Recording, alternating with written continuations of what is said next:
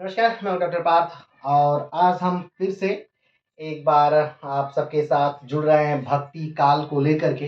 इससे पहले भी भक्ति काल पर कई वीडियो आ चुके हैं और अभी आज हम फिर से भक्ति काल को लेकर के जुड़ रहे हैं और आज का जो वीडियो है भक्ति काल का वो है शंकराचार्य और भक्ति काल।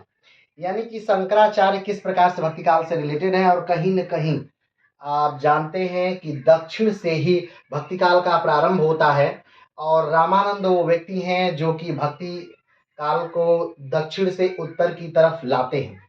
आप जानते हैं कि भक्ति काल का अगर विभाजन हम करें तो भक्ति काल को दो भागों में बांटा जा सकता है।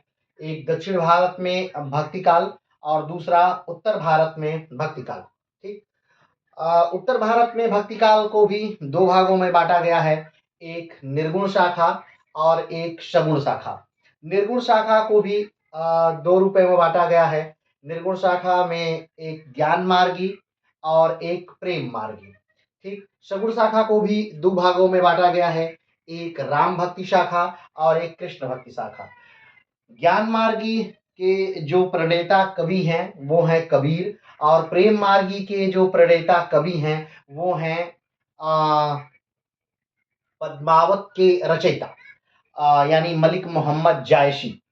ज्ञान मार्गी ये कहते हैं कि भगवान को प्राप्त करने के लिए आपको ज्ञान का सहारा लेना होगा और प्रेम मार्गी ये कहते हैं कि भगवान को प्राप्त करने के लिए मात्र आपको प्रेम का सहारा लेना होगा, यानी आप मात्र भगवान से प्रेम कर रहे हैं तो आप भगवान को प्राप्त कर लेंगे।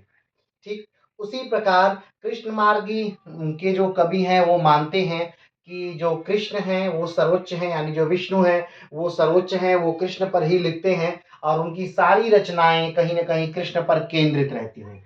कृष्ण के जो सिद्धांत हैं वो पूरी तरह से राम से अलग है।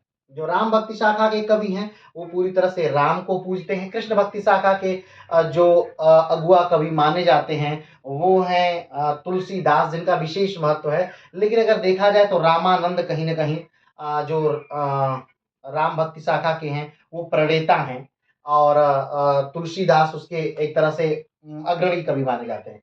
कृष्ण भक्ति शाखा में अगर देखा जाए तो जो सूर हैं, जो मीरा हैं, ये कृष्ण भक्ति शाखा के मुख्य कवि जाने जाते हैं।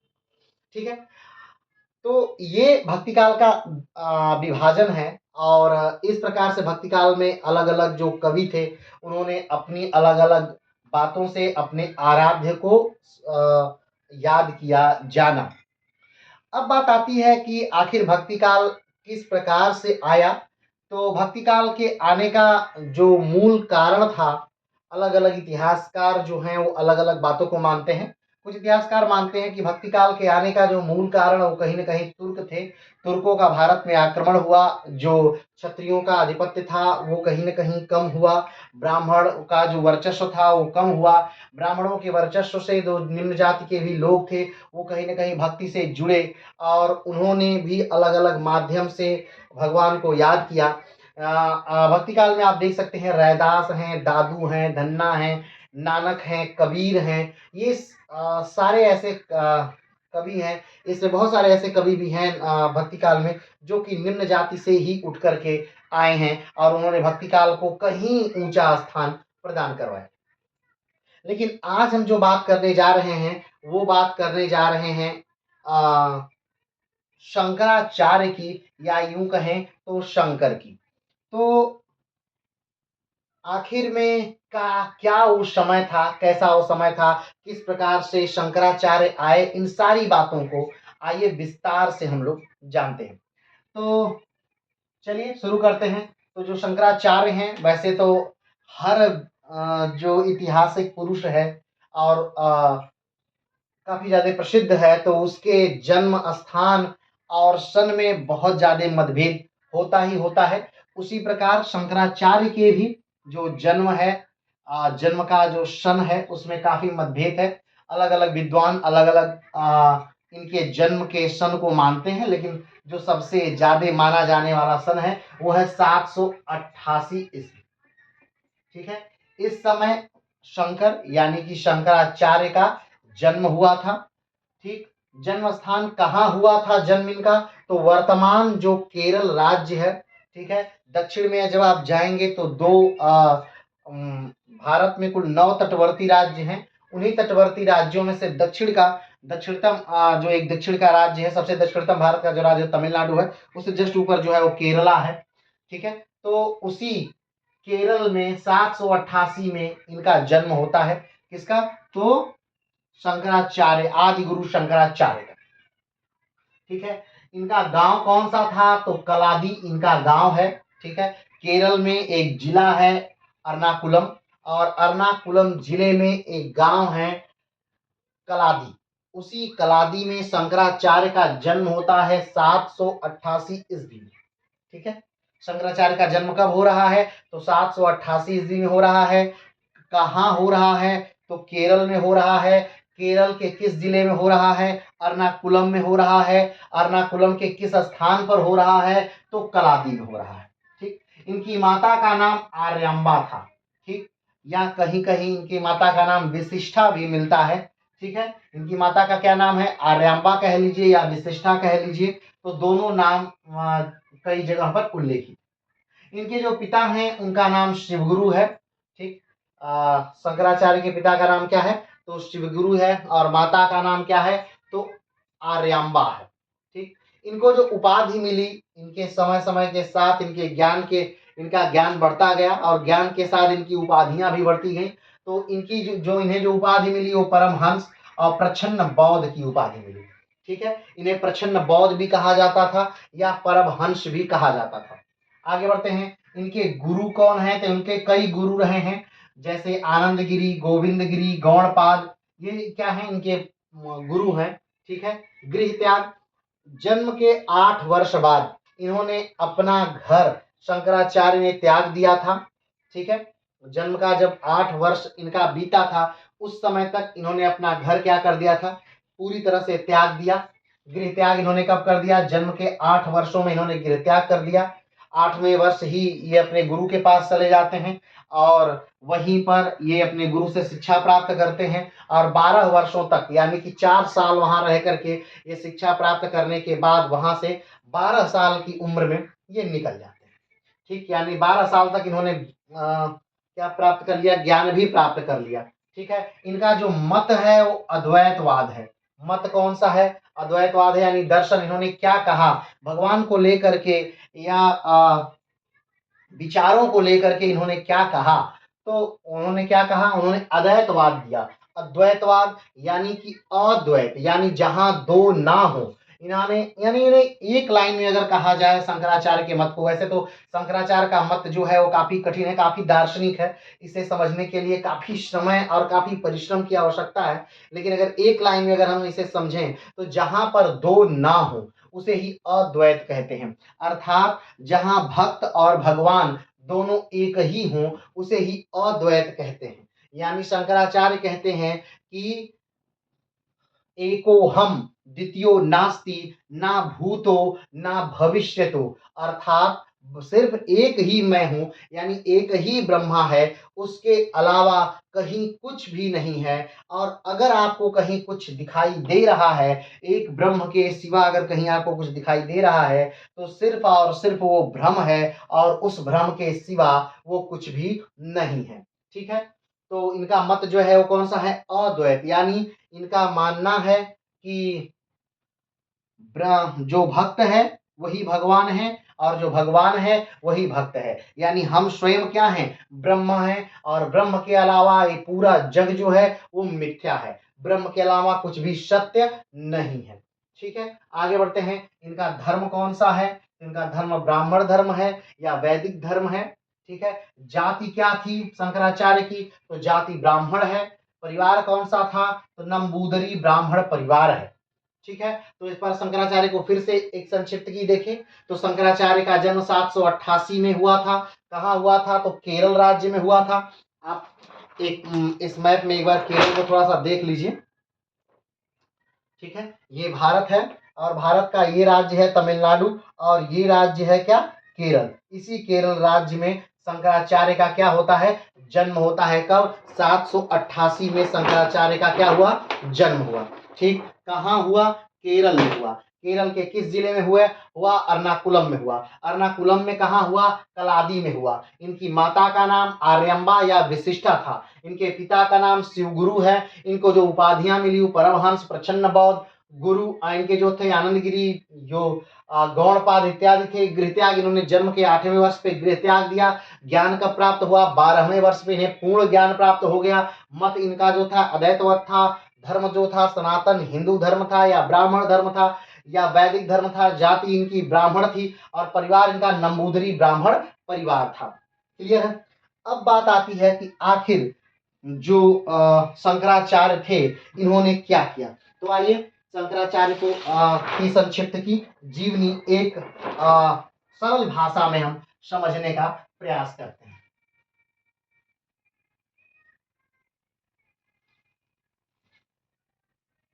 चलिए, तो इन सारी बातों को जानने से पहले हम थोड़ा सा इतिहास में और पीछे की तरफ जाते हैं, यानी 7वीं शताब्दी से निकल करके हम चलते हैं ईसा से पहले मौर्य शासनकाल में। ठीक है, तो मौर्य शासनकाल में या मौर्य काल में क्या हुआ था या उससे पहले क्या हो रहा था।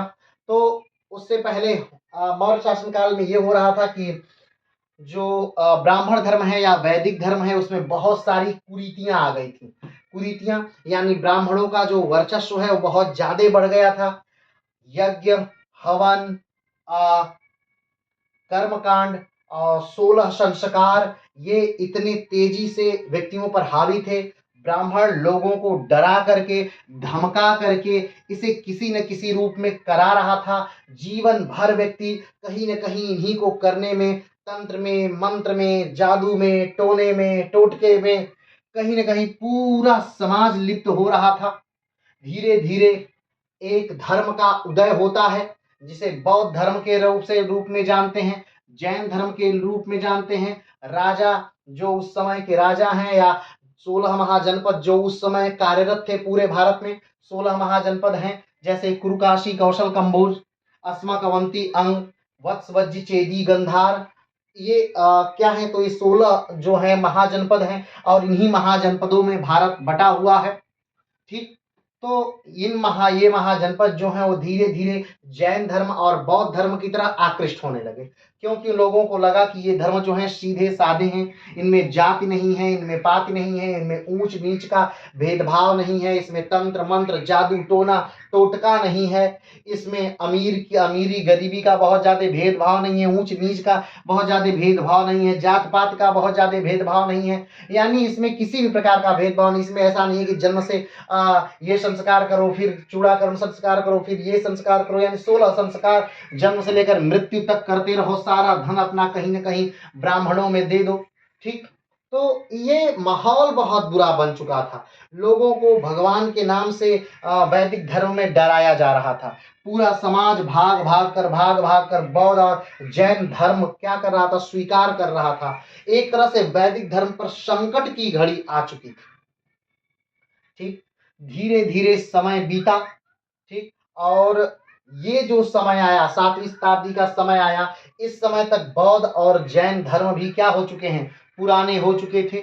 और जो कमियां वैदिक धर्म में थी, ब्राह्मण धर्म में थी, वही कमियां आज के समय में इसी बौद्ध धर्म और जैन धर्म में आ चुकी थी।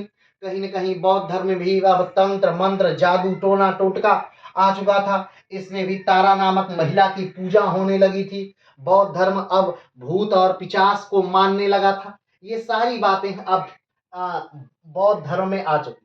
जैसा कि आप जानते हैं कि बौद्ध धर्म में स्वयं बुद्ध ने कहा था कि मेरी पूजा ना करें, लेकिन चौथी बौद्ध संगति में जो कनिष्क के समय में हुई थी, चौथी बौद्ध संगति कुंडलवन कश्मीर में, उस समय बौद्ध धर्म भी 2 भागों में टूट जाता है।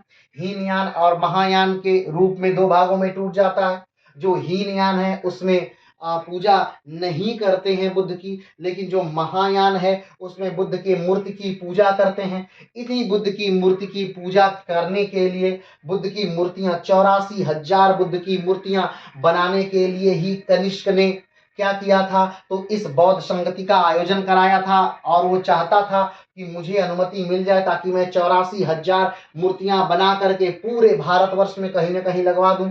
जिस प्रकार अशोक ने 84,000 स्तूप बनाए, मैं 84,000 मूर्तियों का निर्माण करवा के अलग अलग स्थानों पर लगाऊं। और उसकी यह मनसा कामयाब, वो अपनी इस मनसा में कामयाब हुआ। और चौथी बौद्ध संगति में जो बौद्ध धर्म था वो दो भागों में टूट जाता है, हीनयान और महायान में। ठीक है, इसी प्रकार आप जानते हैं इस्लाम भी दो भागों में टूटा है, शिया और सुन्नी में। जैनिज्म भी दो भागों में टूटा है, श्वेतांबर और दिगंबर में। ठीक है, और आप ये भी जानते हैं कि इसी प्रकार जो वैदिक धर्म है ये भी 5 भागों में उस समय टूट चुका था। ठीक, तो वो सारी जो कमियां ब्राह्मण धर्म में आग थी कभी, वैदिक धर्म में थी कभी, जिन कमियों के ना होने की वजह से लोग बौद्ध धर्म की तरह आकृष्ट हो रहे थे, आज वही सारी कमियां बौद्ध धर्म को घेर चुकी थी। तो अब कहीं न कहीं वैदिक धर्म को फिर से अपना विकास करने का मौका मिल सकता था और वो मिला भी। और इसका कारण कौन बने, तो शंकर, यानी कि शंकराचार्य। शंकराचार्य ने फिर से वैदिक धर्म को एकता के सूत्र में बांधा। उस समय कई भागों में वैदिक धर्म बट चुका था, कई संप्रदायों में बट चुका था। वैष्णव बट चुका था, शैव बट चुका था, शक्ति के रूप में बट चुका था, ठीक, गणपति के रूप में बढ़ चुका था, अलग अलग भागों में वो बढ़ चुके थे।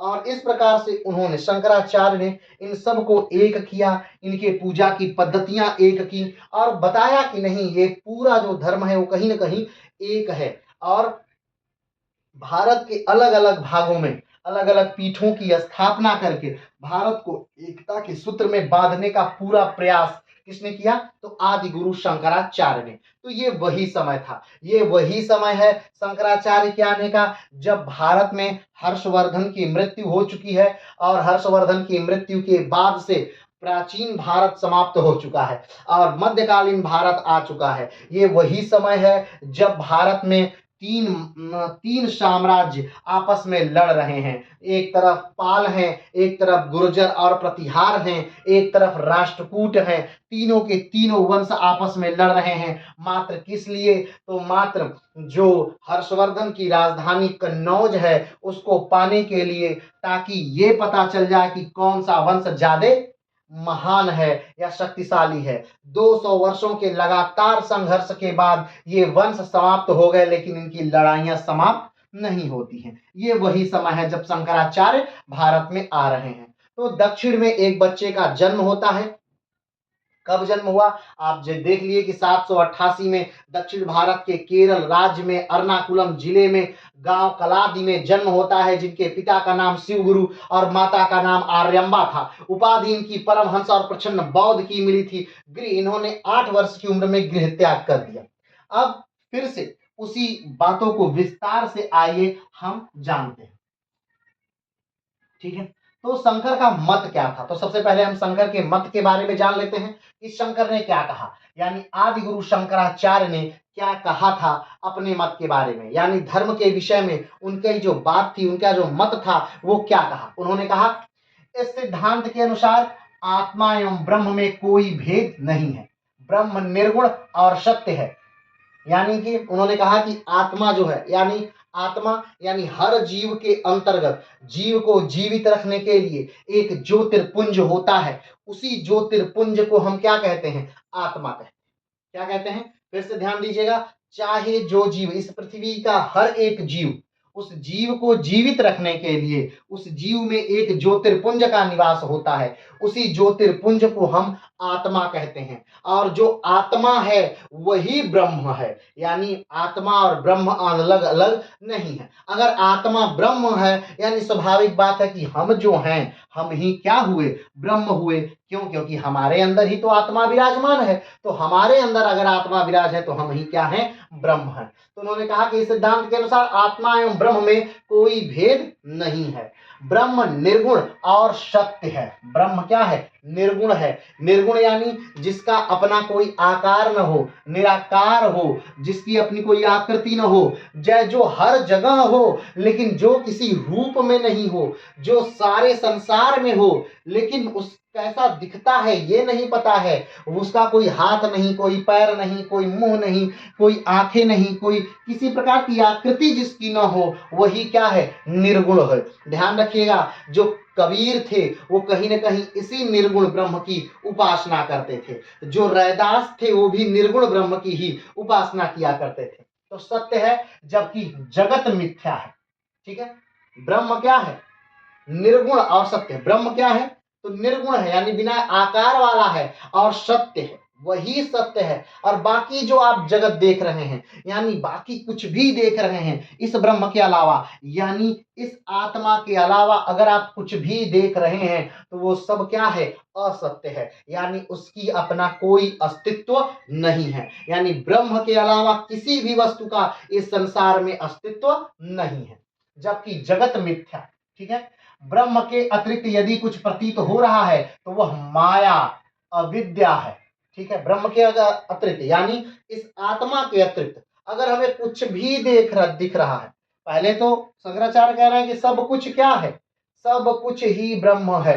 और अगर आपको लग रहा है कि नहीं, ब्रह्म क्या है? ये ब्रह्म नहीं है, वो ब्रह्म नहीं है, ये माया ब्रह्म नहीं है, ये सब चीजें ब्रह्म नहीं है, तो अगर आपको ऐसा लग रहा है कि ये ब्रह्म नहीं है तो मात्र वो क्या है? अविद्या है। तो ब्रह्म क्या है? इस संसार में जितने जीव हैं उन जीवों को जीवित रखने के लिए उन जीवों के अंदर जो ज्योतिर्पुंज निवास करता है वही क्या है? आत्मा है। और वही आत्मा क्या है? ब्रह्म है। यानी आत्मा और ब्रह्म में कोई भी अंतर नहीं है। आत्मा और ब्रह्म में कोई भी अंतर नहीं है। और ब्रह्म कैसा है? वो निर्गुण है, उसका कोई आकार नहीं, उसकी कोई आकृति नहीं, वो सत्य है, वही सत्य है। और बाकी कुछ भी अगर आप देख रहे हैं, महसूस कर रहे हैं, तो सब क्या है? वो सब के सब क्या है? निराधार हैं, असत्य हैं, आपके मन के अंदर मन गढ़ंत बातें हैं। ठीक है, वो अविद्या का कारण है अगर आप ब्रह्म को छोड़कर और कुछ भी अगर आप देख पा रहे हैं।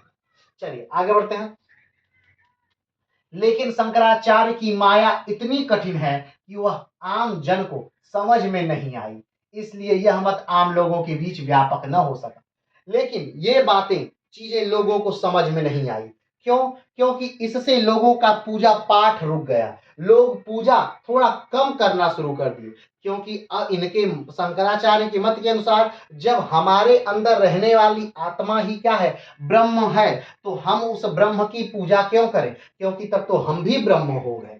ठीक है, तो हम स्वयं की पूजा क्यों करें? इसलिए पूजा पाठ में क्या हो गया? थोड़ा रुकावट आ गई। और जब भी व्यक्ति के सामान्य दिनचर्या में कुछ रुकावट क्या होती है? आती है, तो वो चीजें, ऐसी चीजें कम प्रसिद्ध होती है। क्या होती है? ऐसी चीजें कम प्रसिद्ध होती है। ठीक है, चलिए आगे बढ़ते हैं। शंकर विजयम नामक ग्रंथ में, जो कि शंकराचार्य की जीवनी पर आधारित है, उसमें लिखा है। शंकर विजयम क्या है? एक ग्रंथ है जो शंकराचार्य की जीवनी जिसमें लिखी है। क्या नाम है? शंकर विजयम एक ग्रंथ है जिसमें शंकराचार्य की जीवनी लिखी है। उस शंकर विजयम में कुछ बातें लिखी हैं, उसे देख लेते हैं। क्या लिखा है? अष्टवर्षे चतुर्वेदी। ठीक, अष्टवर्षे चतुर्वेदी द्वादशे सर्वशास्त्राविद पोषणे कृत्व भाष्यामर्दवेतन भव्य ज्ञात। अर्थात 8 वर्ष की उम्र में शंकराचार्य चारों वेदों के ज्ञाता हो गए। 8 वर्ष की उम्र में चारों वेदों के ज्ञाता हो गए। कौन? शंकराचार्य। जैसा कि आप जानते हैं कि वैदिक सभ्यता जो है वो कहीं न कहीं, वैदिक सभ्यता की जो नींव है वो क्या है? वो वेद हैं। अगर बार बार ये बात पूछा जाता है कि वेदों को किसने लिखा है, तो वेदों का कोई लेखक नहीं है। वेदों के संग्रहकर्ता भले हुए हैं लेकिन वेदों के लेखक नहीं है। वेद क्या है? ब्रह्मा के मुख से निकलने वाले क्या है? बातें हैं, जो ब्रह्मा के डायरेक्ट मुख से निकली हैं, वही बातें कहाँ हैं? वो वेदों में हैं। तो वेद कितने हैं? 4 वेद हैं। सबसे पुराना वेद जो है वो ऋग्वेद है। ठीक है, संगीत का जनक जो है वो सामवेद है। जो गायत्री मंत्र है वो ऋग्वेद में है, ऋग्वेद के 9वें मंडल में है। ठीक है, तो ये पूरा वेदों का डिटेल कमेंट बॉक्स में बताइएगा। सबसे पुराना वेद कौन सा है, सबसे नया वेद कौन सा है, सबसे बड़ा वेद कौन सा है, सबसे छोटा वेद कौन सा है, और अलग अलग वेद किस किस वेद में क्या क्या है। चलिए आगे बढ़ते हैं। तो उन्होंने कहा, क्या कहा कि 8 वर्ष की उम्र में जो शंकराचार्य थे वो चारों वेदों के ज्ञाता हो गए थे, यानी चारों वेद उनको कंठस्थ थे और उसकी व्याख्या वो कर सकते थे। ठीक है, कितने वर्ष की उम्र में, मात्र 8 वर्ष की उम्र में। ठीक, अगले आगे बढ़ते हैं। 12 वर्ष की उम्र में सभी शास्त्रों के ज्ञाता हो गए। 12 वर्ष की उम्र में क्या हो गए, सारे शास्त्र के क्या हो गए, ज्ञाता हो गए। 8 वर्ष की उम्र में चारों वेदों के ज्ञाता हो गए और 12 वर्ष की उम्र में सारे शास्त्रों के ज्ञाता हो गए। कौन, शंकराचार्य। ठीक है, आगे बढ़ते हैं। 16 वर्ष की उम्र में प्रस्थान त्रयी पर उन्होंने भाष्य लिख दिया। प्रस्थान त्रयी क्या है, तो आगे हम बताएंगे कि प्रस्थान त्रयी क्या है। जिन 3 ग्रंथों पर शंकराचार्य ने अपना सारा ज्ञान दिया, जिन 3 ग्रंथों पर शंकराचार्य के सारे ज्ञान कहीं न कहीं आधारित हैं और शंकराचार्य के ज्ञान के जो मूल स्रोत हैं वो वही 3 चीजें हैं। ठीक है, तो वो उन्हीं 3 को मिलाकर, वो क्या है आगे अभी हम पढ़ लेंगे। ठीक है, वो उन्हीं तीनों को मिलाकर ही कहते हैं प्रस्थान त्रयी। और उन्हीं तीनों पर उन्होंने क्या, प्रस्थान त्रयी पर उन्होंने क्या कर दिया, 16 वर्ष की उम्र में, मात्र 16 वर्ष की उम्र में उन्होंने भाष्य लिख दिया। भाष्य का अर्थात ये अर्थ है कि उन तीनों को और आसानी से समझने के लिए एक पुस्तक का निर्माण करना ही भाष्य कहलाता है। क्लियर है? ठीक है, तो जैसे सबसे प्रिय अगर हम बात करें तो उनको क्या थे, तो शंकराचार्य को सबसे प्रिय जो थे वो उपनिषद थे। क्या थे, उपनिषद। शंकराचार्य को सबसे प्रिय थे उपनिषद और शंकराचार्य की सारी शिक्षाएं कहीं न कहीं इसी उपनिषदों पर ही क्या थी, आधारित थी। तो उन तीनों चीजों को मिला करके प्रस्थान त्रयी कहा जाता था और उसी प्रस्थान त्रयी पर मात्र 16 वर्ष की उम्र में इन्होंने यानी शंकराचार्य ने भाष्य क्या कर दिया, लिख दिया। भाष्य का अर्थ क्या होता है, किसी पुस्तक को और सरल बनाने के लिए दूसरी पुस्तक की रचना करना ही भाष्य कहलाता है। तो उन्होंने प्रस्थान त्रयी पर 16 वर्ष की उम्र में क्या कर दिया, भाष्य लिख दिया। 3 वर्ष की उम्र में चूड़ा कर्म संस्कार हो गया। क्या हो गया, चूड़ा कर्म संस्कार हो गया। जब संस्कार हम पढ़ा रहे थे उस समय हम चूड़ा कर्म संस्कारों को बताए थे। तो कमेंट बॉक्स में बताइएगा कि चूड़ा कर्म संस्कार क्या होता है, कितने संस्कार होते हैं, कब कब होते हैं, पूरा विस्तार से कमेंट बॉक्स में बताइएगा। आगे बढ़ते हैं। तो फिर से ध्यान दीजिए, क्या हुआ, 8 वर्ष की उम्र में चारों वेदों के ज्ञाता हो गए। 12 वर्ष की उम्र में वो सारे शास्त्रों के ज्ञाता हो गए। 16 वर्ष की उम्र में उन्होंने प्रस्थान त्रयी पर भाष्य लिख दिया। 3 वर्ष की उम्र में उनका चूड़ा कर्म संस्कार हो गया था। ठीक है, अब चलिए शंकराचार्य के जीवन को हम विस्तार से थोड़ा सा जानने का प्रयास करते हैं कि किस प्रकार से शंकराचार्य का यानी लालन पालन किस प्रकार से हुआ, किस प्रकार से उन्होंने गृह को त्यागी। तो चलिए शुरू करते हैं। जैसा कि हमने कहा कि जो शंकराचार्य हैं यानी जो शंकर हैं, इनका जन्म आज के वर्तमान केरल में होता है। केरल का एक जिला है एर्नाकुलम, वहां होता है। सन उस समय था 788 का समय था। पूरे भारत में 3 बड़े राज साम्राज्य चल रहे थे, पाल, राष्ट्रकूट और प्रतिहार। ठीक है, ये 3 बड़े साम्राज्य चल रहे थे। उसी समय दक्षिण भारत में केरल में एर्नाकुलम में कलादी नामक स्थान पर एक बच्चे का जन्म होता है। इसकी माता का नाम आर्यम्बा या विशिष्टा था और पिता का नाम शिवगुरु था। क्लियर है? बच्चा बहुत ही तेज बुद्धि का था और जैसे जैसे बच्चा बड़ा होता गया उसकी बुद्धि और तेजी से बढ़ती गई। लेकिन बहुत कम उम्र में ही पिता की मृत्यु हो जाती है। पिता की मृत्यु के कारण जो परिवार है उस पर कहीं न कहीं प्रतिकूल प्रभाव पड़ता है और बच्चा और वैराग्य की तरफ तेजी से अग्रसर होता है। अभी 8 वर्ष की उम्र में ही बच्चा जो है वो चारों वेदों का क्या हो जाता है, ज्ञाता हो जाता है और उसमें ज्ञान की भूख बहुत तेजी से बढ़ने लगती है। वो कहीं न कहीं गुरु की चाहत में है और कहीं न कहीं और ज्ञान की खोज में है। एक दिन शंकर जो हैं अपनी माँ से कह रहे हैं कि माता, मुझे ये संन्यास की अनुमति दे दीजिए। क्या दे दीजिए, सन्यास की अनुमति दे दीजिए। यानी मुझे घर छोड़कर जाना है, मुझे घर छोड़कर इस पूरे भारत का भ्रमण करना है, मुझे अपने धर्म के बारे में जानना है, मुझे अपने बारे में जानना है, मुझे आत्मा परमात्मा के बारे में जानना है, इन सारी चीजों के बारे में जानना है, मुझे और ज्यादा ज्ञान अर्जित करना है। तो हे माँ, मुझे क्या दे दीजिए, मुझे सन्यास की अनुमति दे दीजिए, क्योंकि आपकी अनुमति के बिना मेरा सन्यास पूर्ण नहीं हो सकता और बिना आपकी अनुमति लिए मैं आपको छोड़कर नहीं जा सकता। ठीक, माँ अकेली थी, बालक की उम्र बहुत कम है, मात्र 8 वर्ष की उम्र है, इसलिए माँ ने सन्यासी बनने की अनुमति उनको नहीं दी। यानी कि शंकराचार्य को सन्यासी बनने की अनुमति उनकी जो माँ है विशिष्ठा, वो नहीं देती हैं। धीरे धीरे लेकिन शंकर का मोह ऐसा नहीं है कि वो भंग हो गया, सन्यास की तरफ वो नहीं, अभी भी सन्यासी बनना चाहते हैं और उसके लिए वो सोच रहे हैं कि हम ऐसा क्या कहें माँ से कि माँ मान जाए। एक दिन ऐसा होता है कि स्नान के लिए जाते हैं, शंकर जो हैं पास की नदी है उसमें स्नान के लिए जाते हैं और स्नान कर रहे होते हैं, तब तक एक मगर जो है वो शंकराचार्य का पैर पकड़ लेता है और वो बहुत तेजी से पानी के अंदर उन्हें खींचने लगता है। वो जोर जोर से बचाओ बचाओ चिल्लाने लगते हैं। कुछ लोग आते हैं उन्हें बचाने का प्रयास करते हैं लेकिन वो बचा नहीं पाते हैं। वो अपनी माँ को पुकारते हैं, माँ दौड़ के आती है, वो माँ से कहते हैं माँ बचाओ। माँ बहुत प्रयास करती हैं लेकिन फिर भी वो बचा नहीं पा रही हैं। अब शंकर पूछते हैं कि माँ, बस एक ही तरीका है कि मेरा पैर छूट सकता है, अगर आप मुझे सन्यास की अनुमति दे दें तो मेरा पैर छूट जाएगा। अब माँ को बच्चे की जान ज्यादा प्यारी है, इसलिए माँ उस समय शंकराचार्य को सन्यास की अनुमति प्रदान कर देती है कि ठीक है जाओ, यो मस्त सन्यासी बन सकते हो तुम।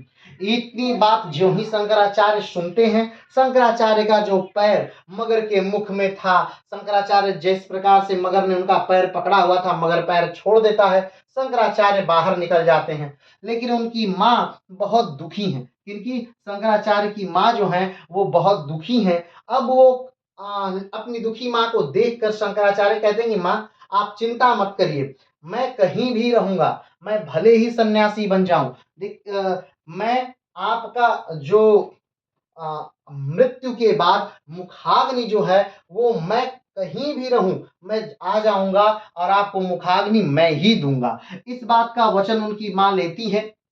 ठीक, और शंकराचार्य उत्तर की तरफ चल देते। क्लियर है? तो आइए थोड़ी सा इस बात को देख लेते हैं, अच्छा सा इस बात को पढ़ लेते हैं। 8 वर्ष उस समय शंकराचार्य की उम्र कितनी है? तो उस समय शंकराचार्य की जो उम्र है वो कितनी है? 8 वर्ष है। कितनी है? शंकराचार्य की उम्र 8 वर्ष है जब वो गृह क्या कर रहे हैं? त्याग कर रहे हैं। चलिए आगे बढ़ते हैं। 8 वर्ष की उम्र में शंकर ने माँ से गृह त्याग की अनुमति मांगी, माँ नहीं दी। एक दिन शंकर पूर्णा नदी में स्नान करने गए। कौन सी नदी थी जिसमें शंकराचार्य स्नान कर रहे थे जब उनको मगरमच्छ ने उनका पैर पकड़ा था?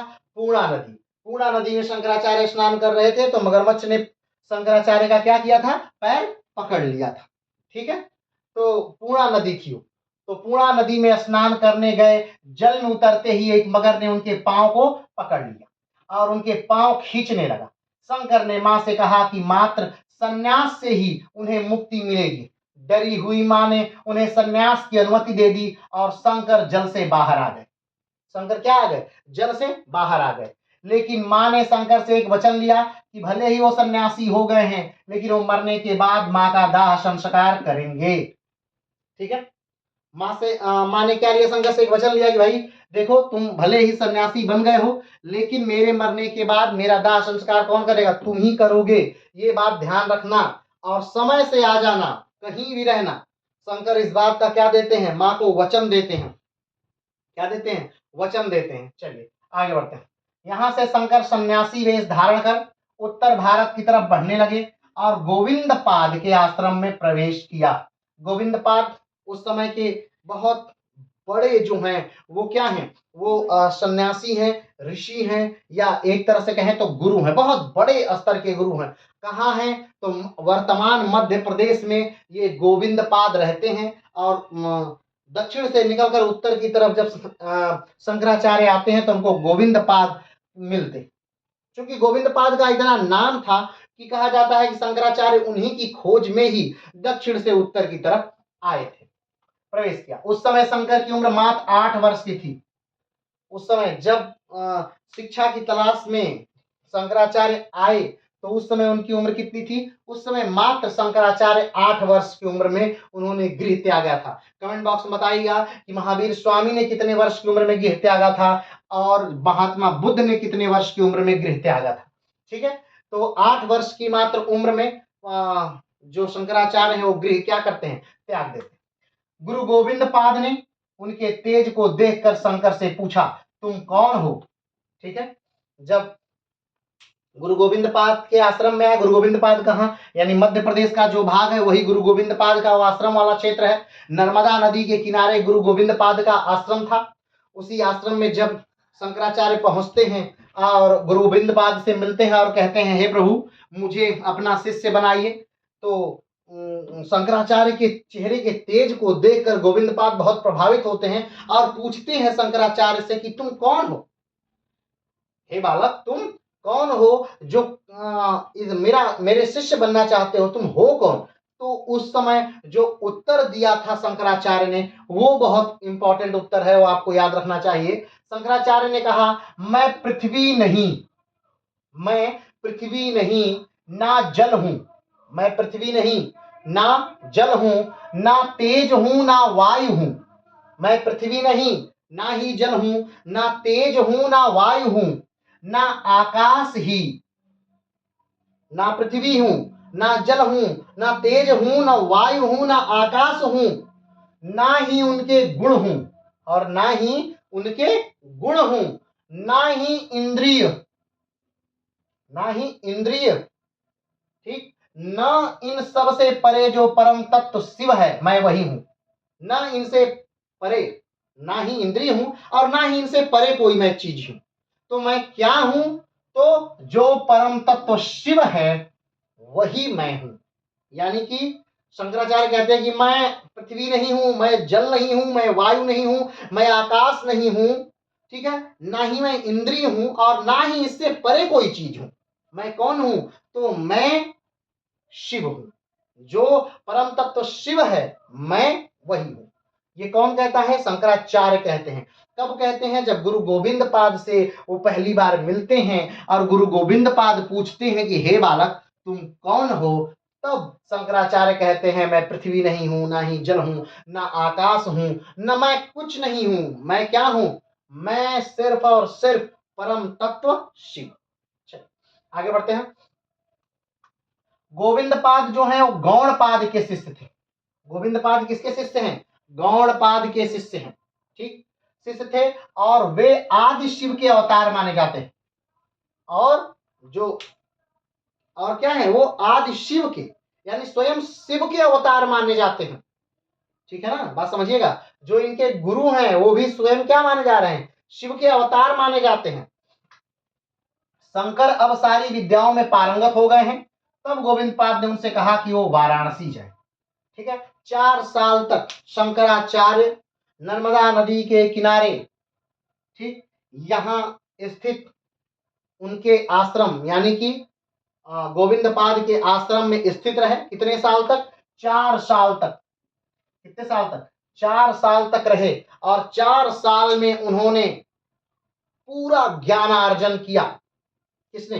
शंकराचार्य ने 4 साल तक गुरु गोविंद पाद से पूरा ज्ञानार्जन किया। जब गोविंद पाद को लगा कि अब मुझे देने के लिए इस बालक को कुछ नहीं है, यानी मेरे पास अब ऐसा कुछ नहीं है जो मैं इसे दे सकूं, तब गुरु गोविंद पाद ने कहा कि तुम उत्तर की तरफ जाओ, यानी कि वाराणसी जाओ। असली जो ज्ञान है वो कहीं ना कहीं वाराणसी में है और वाराणसी से ही तुम अपने ज्ञान का प्रचार कर सकते हो, वैदिक धर्म का प्रचार कर सकते हो, ब्राह्मण धर्म का प्रचार कर सकते हो, यानी अपने धर्म का प्रचार कर सकते हो, अपनी विद्या का प्रचार कर सकते हो, बता सकते हो, लोगों को सही मार्ग पर ला सकते हो। कहां से? कहां से? तो वाराणसी से, यानी काशी से ही ये संभव है, क्योंकि जो काशी है वो विद्या की राजधानी है। क्या है? विद्या की राजधानी। आगे बढ़ते हैं। शंकर ने गौड़पाद के यहाँ 4 वर्ष बिताए थे और इसमें उन्होंने राजयोग, इन 4 वर्षों में क्या सीखा? तो राजयोग सीखा। क्या सीखा? राजयोग सीखा। क्या सीखा? हठ योग सीखा। क्या सीखा? ज्ञान योग सीखा। ठीक, राजयोग, हठ योग और ज्ञान योग में 4 साल में शंकराचार्य क्या हो गए? पारंगत हो गए। क्या हो गए? पारंगत हो गए। और फिर वाराणसी की तरफ वो चल गए। शंकराचार्य क्या किए? वाराणसी की तरफ चले। हमने एक बार फिर से कहानी को ऊपर से नीचे तक लाते हैं। तो 788 में केरल में गांव कलादी में जिला एर्नाकुलम में माता विशिष्ठा के गर्भ से पिता शिवगुरु के यहाँ एक बच्चे का जन्म होता है जिसका नाम शंकर है। ठीक, और जन्म के कुछ ही वर्ष बाद उसके पिता की मृत्यु हो जाती है। 8 वर्ष की उम्र में वो बच्चा चारों वेदों का ज्ञाता हो जाता है। 8 वर्ष की उम्र में वो अपनी माता से संन्यास की अनुमति मांगता है। माता संन्यास की अनुमति नहीं देना चाहती हैं। एक दिन पूर्णा नदी में स्नान करते समय उनका पैर मगरमच्छ क्या कर लेता है? पकड़ लेता है। और उस समय शंकराचार्य कहते हैं कि अनुमति दे दीजिए, और माता भावावेश में अनुमति दे देती हैं। मां से अनुमति लेकर गुरु गोविंद पाद के आश्रम मध्य प्रदेश में आकर 4 साल तक रहकर शंकराचार्य ज्ञान अर्जन करते हैं। ज्ञान जब उन्हें पूरा मिल जाता है, राजयोग, हठ योग और ज्ञान योग का जब ज्ञान उन्हें 4 सालों में मिल जाता है, तब उनके अपने गुरु के आशीर्वाद से या गुरु की आज्ञा से वो उत्तर भारत यानी वाराणसी या काशी की तरफ प्रस्थान करते हैं। जब काशी में आते हैं कौन? शंकराचार्य। तो एक घाट है, वैसे तो काशी के में बहुत सारे घाट हैं, गंगा के किनारे बहुत सारे घाट हैं जिनमें प्रसिद्ध है हरिश्चंद्र घाट, मणिकर्णिका घाट, दशाश्वमेध घाट। बहुत सारे घाट प्रसिद्ध हैं। उन्हीं घाटों में एक तो है मणिकर्णिका घाट। कहा जाता है कि यहाँ पर भगवान शंकर की जो पत्नी है पार्वती, उनका मणि खो गया था, इसीलिए इसे मणिकर्णिका के नाम से जाना जाता है। इसी मणिकर्णिका घाट पर वर्तमान यानी आधुनिक भारत की वीरांगना लक्ष्मीबाई यानी मनु का जन्म हुआ, मणिकर्णिका का जन्म हुआ था। उसी घाट के नाम पर ही उनका नाम मणिकर्णिका रखा गया। बाद में उन्हें प्रेम से लोग मनु और बाद में झांसी की रानी के नाम से लोग जानते हैं। तो यहीं पर मणिकर्णिका घाट पर ही क्या होता है? वो अपना आश्रम बना लेते हैं यानी अपना निवास बना लेते हैं। कौन? शंकराचार्य। ठीक है, आगे बढ़ते हैं। काशी में भगवान शिव ने उन्हें दर्शन दिया और बद्रीनाथ की यात्रा पर जाने के लिए कहा। काशी की क्या बात हुई? काशी में क्या हुआ? तो काशी में एक कहा जाता है चांडाल के वेश में भगवान शिव ने उनको दर्शन दिया। किसको? शंकराचार्य को। अब ये बातें कितनी सही हैं कितनी गलत ये नहीं पता, लेकिन ये किदवंतियां हैं। ये लाइन बाय उनके जीवन को इस प्रकार से हमने बताया है, तो ये बातें किदवंतियों के तौर पे कही जाती है। अब आपके ऊपर आप इसे कितना सही मान रहे हैं या कितना गलत मान रहे हैं, वो आपके ऊपर। ठीक है, तो भगवान शिव की क्या होती है? उनसे मुलाकात होती है चांडाल वेश में, और चांडाल वेश में जो शिव हैं उन्हें बद्रीनाथ की यात्रा करने के लिए ठीक है, बद्रीनाथ की यात्रा पर जाने के लिए, उत्तर भारत की यात्रा पर जाने के लिए शंकराचार्य से कहते हैं।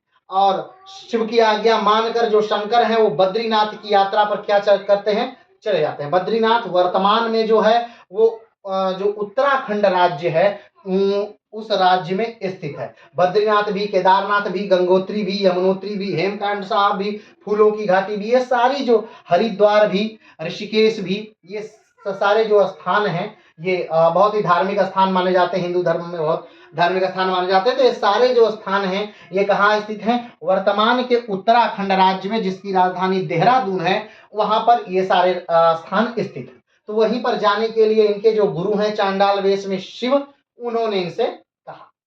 आगे बद्रीनाथ में शंकर को वेद व्यास ने दर्शन दिया।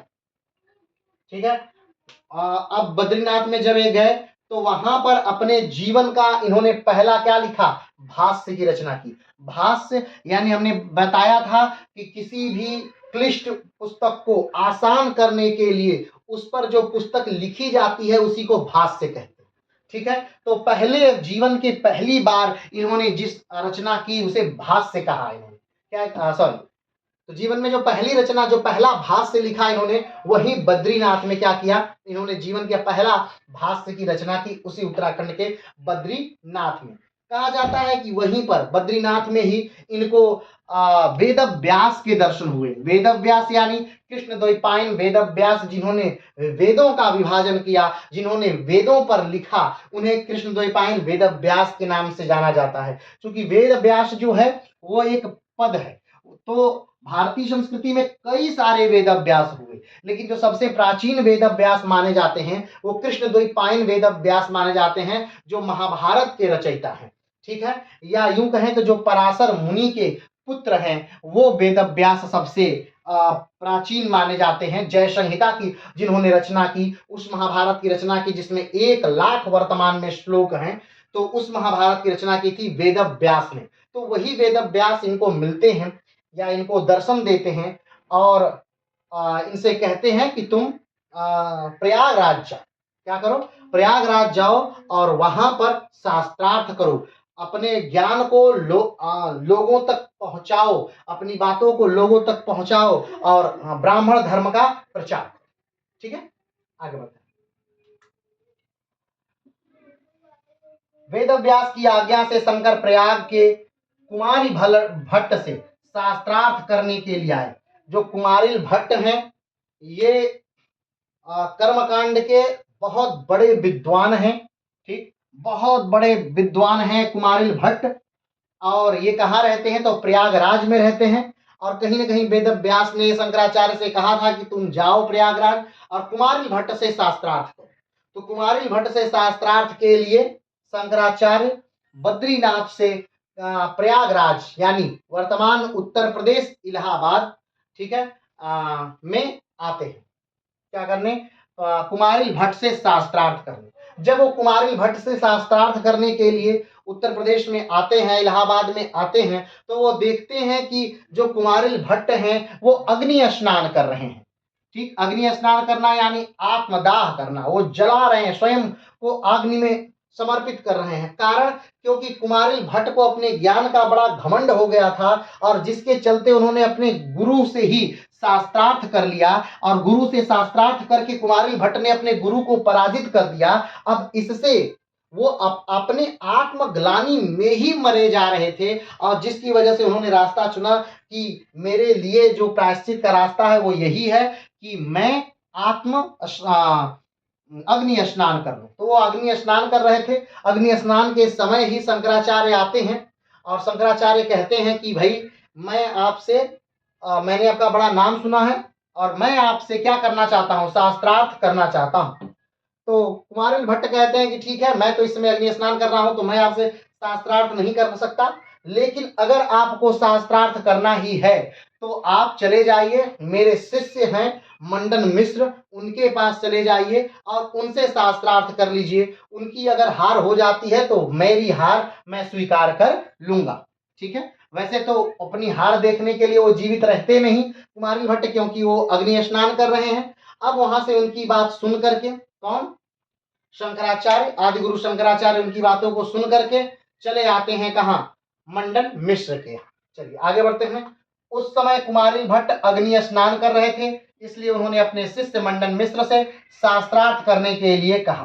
कुमारिल भट्ट अपने गुरु को शास्त्रार्थ में हराकर दुखी थे, इसलिए अग्नि स्नान कर रहे थे।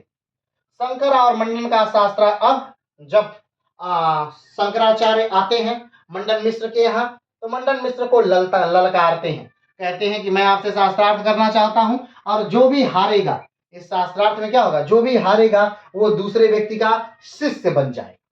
ठीक, मंडन मिश्र इस बात को स्वीकार करते हैं कि ठीक है, अगर कोई हारता है तो एक दूसरे का शिष्य बन जाएगा। लेकिन अब बात ये थी कि आखिर जो ये शास्त्रार्थ होगा, इसका निर्णायक कौन रहेगा? निर्णय कौन करेगा कि कौन जीता और कौन हारा?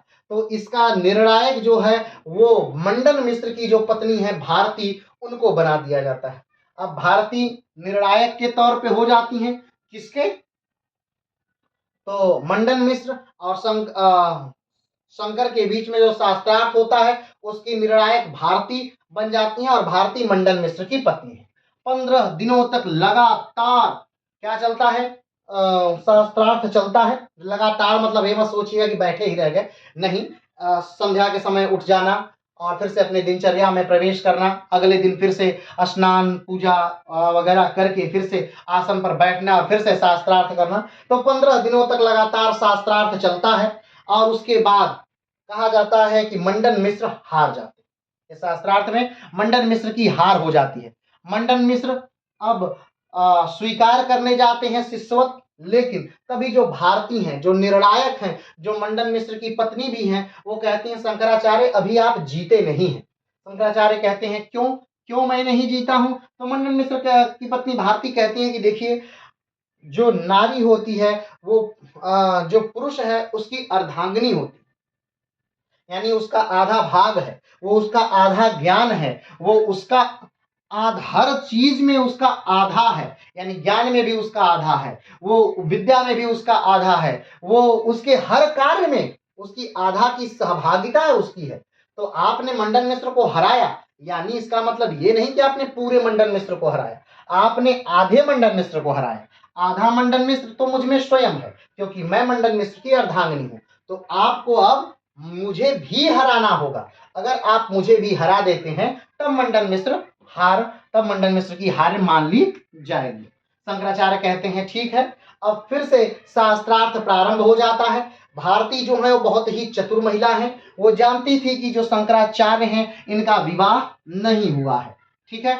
अब वो विवाह के बाद वाले कई प्रश्न शंकराचार्य से पूछती हैं। कौन? भारती। और इन प्रश्नों का जवाब शंकराचार्य नहीं दे पाते हैं और शंकराचार्य मौन रह जाते हैं, ठीक है। अब जब शंकराचार्य मौन रह जाते हैं तो शंकराचार्य की क्या मान ली जाती है? हार मान ली जाती है। चलिए आगे देखते हैं। शंकराचार्य मंडन मिश्र का शास्त्रार्थ 15 दिनों तक चला। इस शास्त्रार्थ की निर्णायक मंडन मिश्र की पत्नी भारती को बनाया गया। शास्त्रार्थ में मंडन मिश्र हार गए और शंकर का शिष्य बनना स्वीकार किया।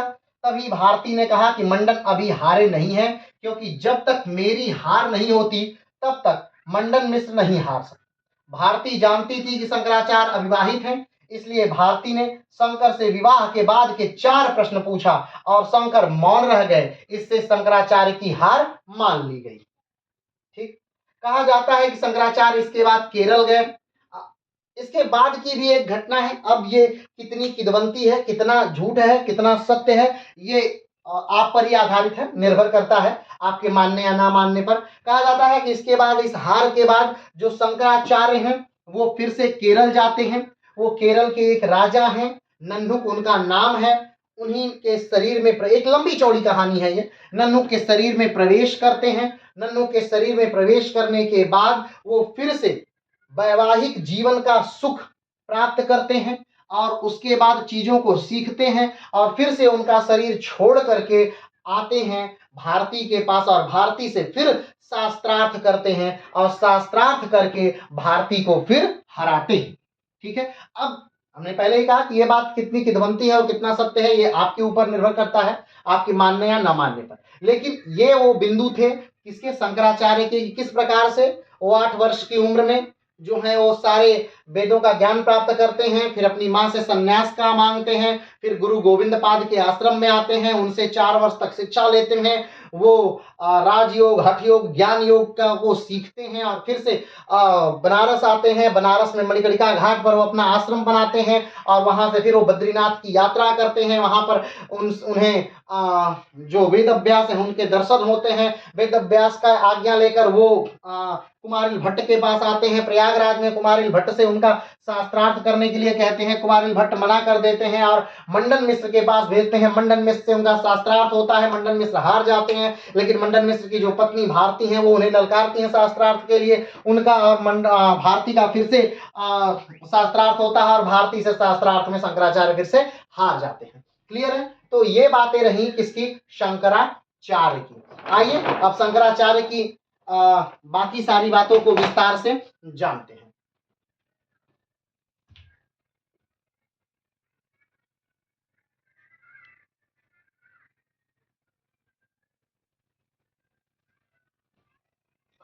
चलिए फिर से शुरू करते हैं, आगे की तरफ फिर आगे बढ़ते हैं।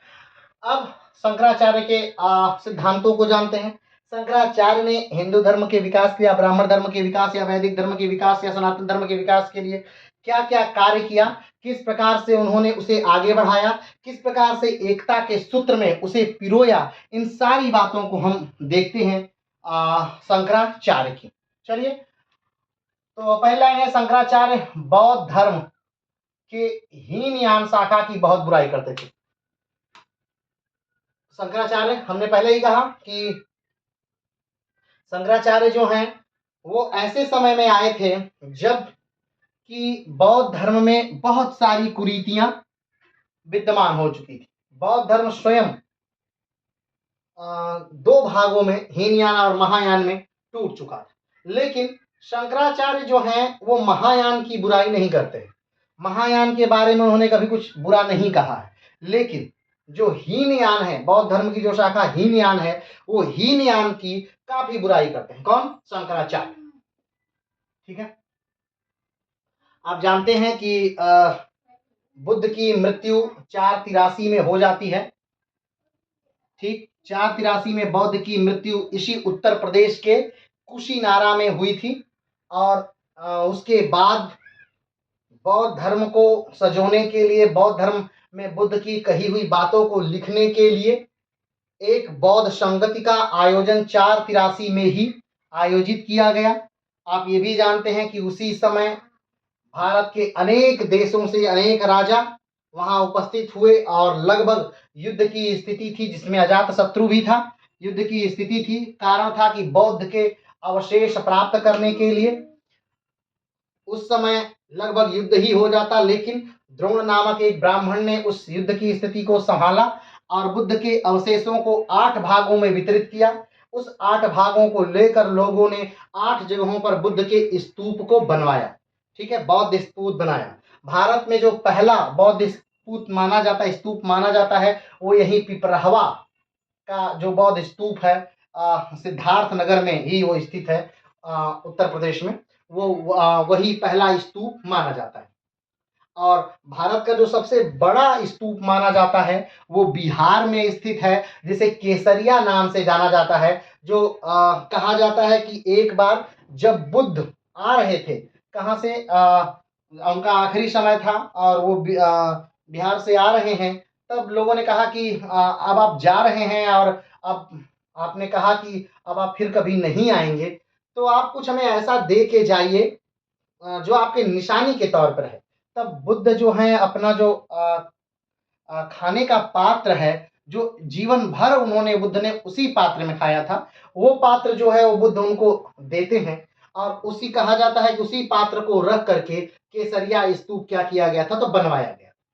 ठीक है, तो इस समय तक वो बुद्ध का वो वास्तविक बौद्ध धर्म नहीं बचा था। इसमें तंत्र मंत्र, जादू टोना टोटका, ये सारी चीजें आ गई थी। अंधविश्वास, झाड़ फूंक, चुड़ैल, भूत पिशाच, ब्रह्म, बहुत सारी चीजों का इसमें वास हो चुका था।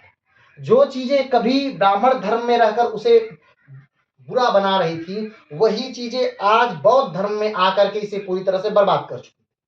तो ऐसे समय में ही शंकराचार्य का उद्भव होता है और वो फिर से बुद्ध, हिंदू धर्म या ब्राह्मण धर्म से निकले हुए सारे जो अलग अलग विचारधाराएं थी, उनको एक में मिलाकर, एकजुट करके उसे फिर से इसका उत्थान करने के वो महानायक माने जाते हैं।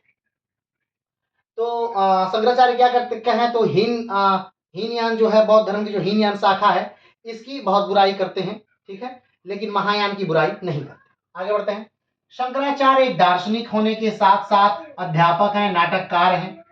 ठीक है, ये बेहतरीन लेखक हैं। कौन? शंकराचार्य एक बेहतरीन लेखक हैं, एक अध्यापक हैं, क्योंकि वो बहुत अच्छा पढ़ाते हैं, अध्यापक हैं, एक नाटककार भी हैं। कौन? शंकराचार्य एक नाटककार भी हैं। एक कुल मिला के कहा जाए तो एक अच्छे लेखक हैं, दार्शनिक हैं, नाटककार हैं, अध्यापक हैं। शंकराचार्य हर चीज बेहतर है। आगे बढ़ते हैं। शंकराचार्य शैव धर्मावलंबी थे तथा इन्हें शंकर का अवतार मानते हैं। शंकराचार्य क्या है? शैव धर्मावलंबी, यानी शिव को मानने वाले हैं। लेकिन इसका मतलब ये नहीं कि वो बाकी जो संप्रदाय है हिंदू धर्म को, उसको नकारते हैं, नहीं, उसको नकारते नहीं है, लेकिन ये शैव भक्त हैं। ठीक है, यानी शिव की भक्ति करते हैं और इन्हें स्वयं शंकराचार्य को स्वयं शंकर का अवतार भी मानते हैं। चलिए आगे बढ़ते हैं। शंकराचार्य को अद्वैत वेदांती कहते हैं। ठीक है, अद्वैत वेदांती, अद्वैत वेदांती यानी वेदांती यानी वेदों का अंत करने वाला। ठीक है, और वेदों का अंत करने वाला कौन चीज है, कौन सी ऐसी चीज है जो वेदों का जिसने अंत किया है, तो वो उपनिषद है। ठीक है, तो ये बेहतरीन ज्ञाता थे उपनिषदों के। हमने पहले बताया कि इनकी सारी जो शिक्षाएं हैं वो कहीं न कहीं उपनिषदों पर ही आधारित थी, इसलिए इन्हें क्या कहते हैं, अद्वैत वेदांती कहते हैं। लेकिन शंकराचार्य प्रथम अद्वैत वेदांती नहीं थे। ठीक है, शंकराचार्य क्या है, प्रथम अद्वैत वेदांती नहीं थे। प्रथम अद्वैत वेदांती कौन है, तो प्रथम अद्वैत वेदांती गुरु गौड़पाद हैं। कौन है, गुरु गौड़पाद, गुरु गौड़पाद हैं। ठीक है, जो शंकराचार्य के गुरु आनंदगिरी के गुरु थे। आनंदगिरी हमने लिखवाया था, आनंदगिरी, तो आनंदगिरी के क्या हैं, गुरु हैं, गुरु गौड़पाद।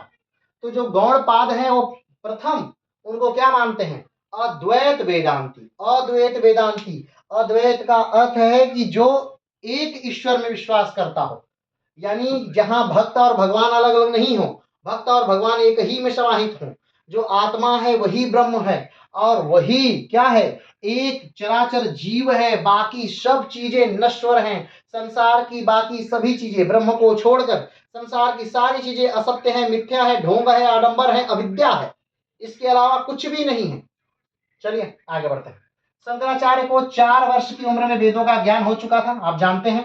शंकराचार्य को 12 वर्ष की उम्र में सारे शास्त्रों का ज्ञान हो चुका था, यह भी आप जानते हैं। यह वह समय था जब जैन और बौद्ध धर्म अपने पतन पर थे। हमने कहा कि जैन और बौद्ध धर्म में वही कुरीतियां आ गई थी जो कभी हिंदू धर्म में कुरीतियां आई हुई थी, और उन कुरीतियों को ही कहीं ना कहीं शंकराचार्य ने हिंदू धर्म से या ब्राह्मण धर्म से दूर किया। ठीक है, आगे बढ़ते हैं। ब्राह्मण धर्म में जिन कर्मकांडों के कारण बौद्ध और जैन धर्म का आगमन हुआ था, वही बुराइयां बौद्ध धर्म और जैन धर्म में भी आ गई थी। ध्यान दीजिए, आप जानते हैं कि सनातन धर्म जो है बहुत पुराना धर्म है, और कहीं न कहीं जो बुद्ध थे या महावीर स्वामी थे, ये सब कहीं न कहीं सनातनी थे। ठीक है, यानी सनातन धर्म से ही थे, या ब्राह्मण धर्म से ही थे। लेकिन जब इसमें बहुत बुराइयां आ गई, यानी जबरदस्ती ब्राह्मणों का वर्चस्व इतना बढ़ गया कि डरा डरा कर लोगों के जीवन भर की कमाइयां कहीं न कहीं वसूल कर लिया जाता, पूजा और पाठ के बहाने उनको लगभग मृत्यु के कगार पर छोड़ दिया जाता है। एक आदमी पूरा जीवन अपना लगा देता, पूरा जीवन अपना नष्ट कर देता, और वो ढंग से खा नहीं पा रहा था। कारण कारण ये था कि इतना उसे जन्म भर हमेशा पूजा, कोई कोई पाठ, कोई हवन, कोई यज्ञ, कोई संस्कार कराना रहता, तो सारा पैसा वो किसी न किसी बहाने ब्राह्मणों को ही दान कर देता, और अगर अपना वो करा लेता तो फिर अपने बेटों का करवाता, और अगर अपने बेटों का करवा भी ले रहा है तो फिर अपने पूर्वजों में तो वो करा ही नहीं पाता। ठीक है, अपने फिर पूर्वजों का नंबर आता, तो धीरे धीरे जो भी संपत्ति है वो कहीं ना कहीं किसकी है, वो ब्राह्मणों की ही हो जाती। ये वैसा ही था जैसे कि एक समय यूरोप का था, जब यूरोप में जो पादरी थे वो पादरी स्वर्ग का टिकट बेच रहे थे कि इतना पैसा लो स्वर्ग का टिकट लो, इतना पैसा लो स्वर्ग का टिकट लो, और ऐसे लोगों को बहुत नीच समझा जाता था जो अपने मरे हुए दादा, अपने मरे हुए पापा या अपने मरे हुए पूर्वजों के लिए स्वर्ग का टिकट नहीं खरीदता था। ऐसे व्यक्ति को बहुत नीच समझा जाता था, और सारे लोग अपने जीवन की पूरी कमाई दे करके वही स्वर्ग का टिकट खरीद रहे थे। तो यहाँ ब्राह्मण स्वर्ग का टिकट तो नहीं बेच रहे थे, लेकिन कहीं न कहीं प्रत्यक्ष रूप से तो नहीं, लेकिन परोक्ष रूप से वो स्वर्ग का टिकट ही बेच रहे थे। ये यज्ञ करा लीजिए, आपके वो पितृ सुरक्षित हो जाएंगे, वो वाला यज्ञ करवा लीजिए, आपके वो वाले पितृ सुरक्षित हो जाएंगे, इस दिन ये यज्ञ करिए, आपका ये बच्चा ये सुरक्षित हो जाएगा, ये यज्ञ करिए, आप ऐसे सुरक्षित हो जाएंगे। यानी हर प्रकार से ये यज्ञ करिए हमें इतना पैसा दीजिए, ये यज्ञ करिए हमें इतना पैसा दीजिए, ये यज्ञ करिए हमें इतना पैसा दीजिए। तो एक आम आदमी परेशान हो गया था, और ऐसे परेशानी में ही अगर कोई जब धर्म निकल कर आया जनमानस में, आम जनमानस में अगर कोई धर्म निकल करके आया, तो लोगों ने बहुत तेजी से उसे ग्रहण करना शुरू किया। आप बस इसी से अनुमान लगा सकते हैं कि एक समय ऐसा भी आ गया था कि हमें ब्राह्मण धर्म को ये तक स्वीकार कर लेना पड़ा, या कि जो बुद्ध हैं वो स्वयं विष्णु के अवतार हैं।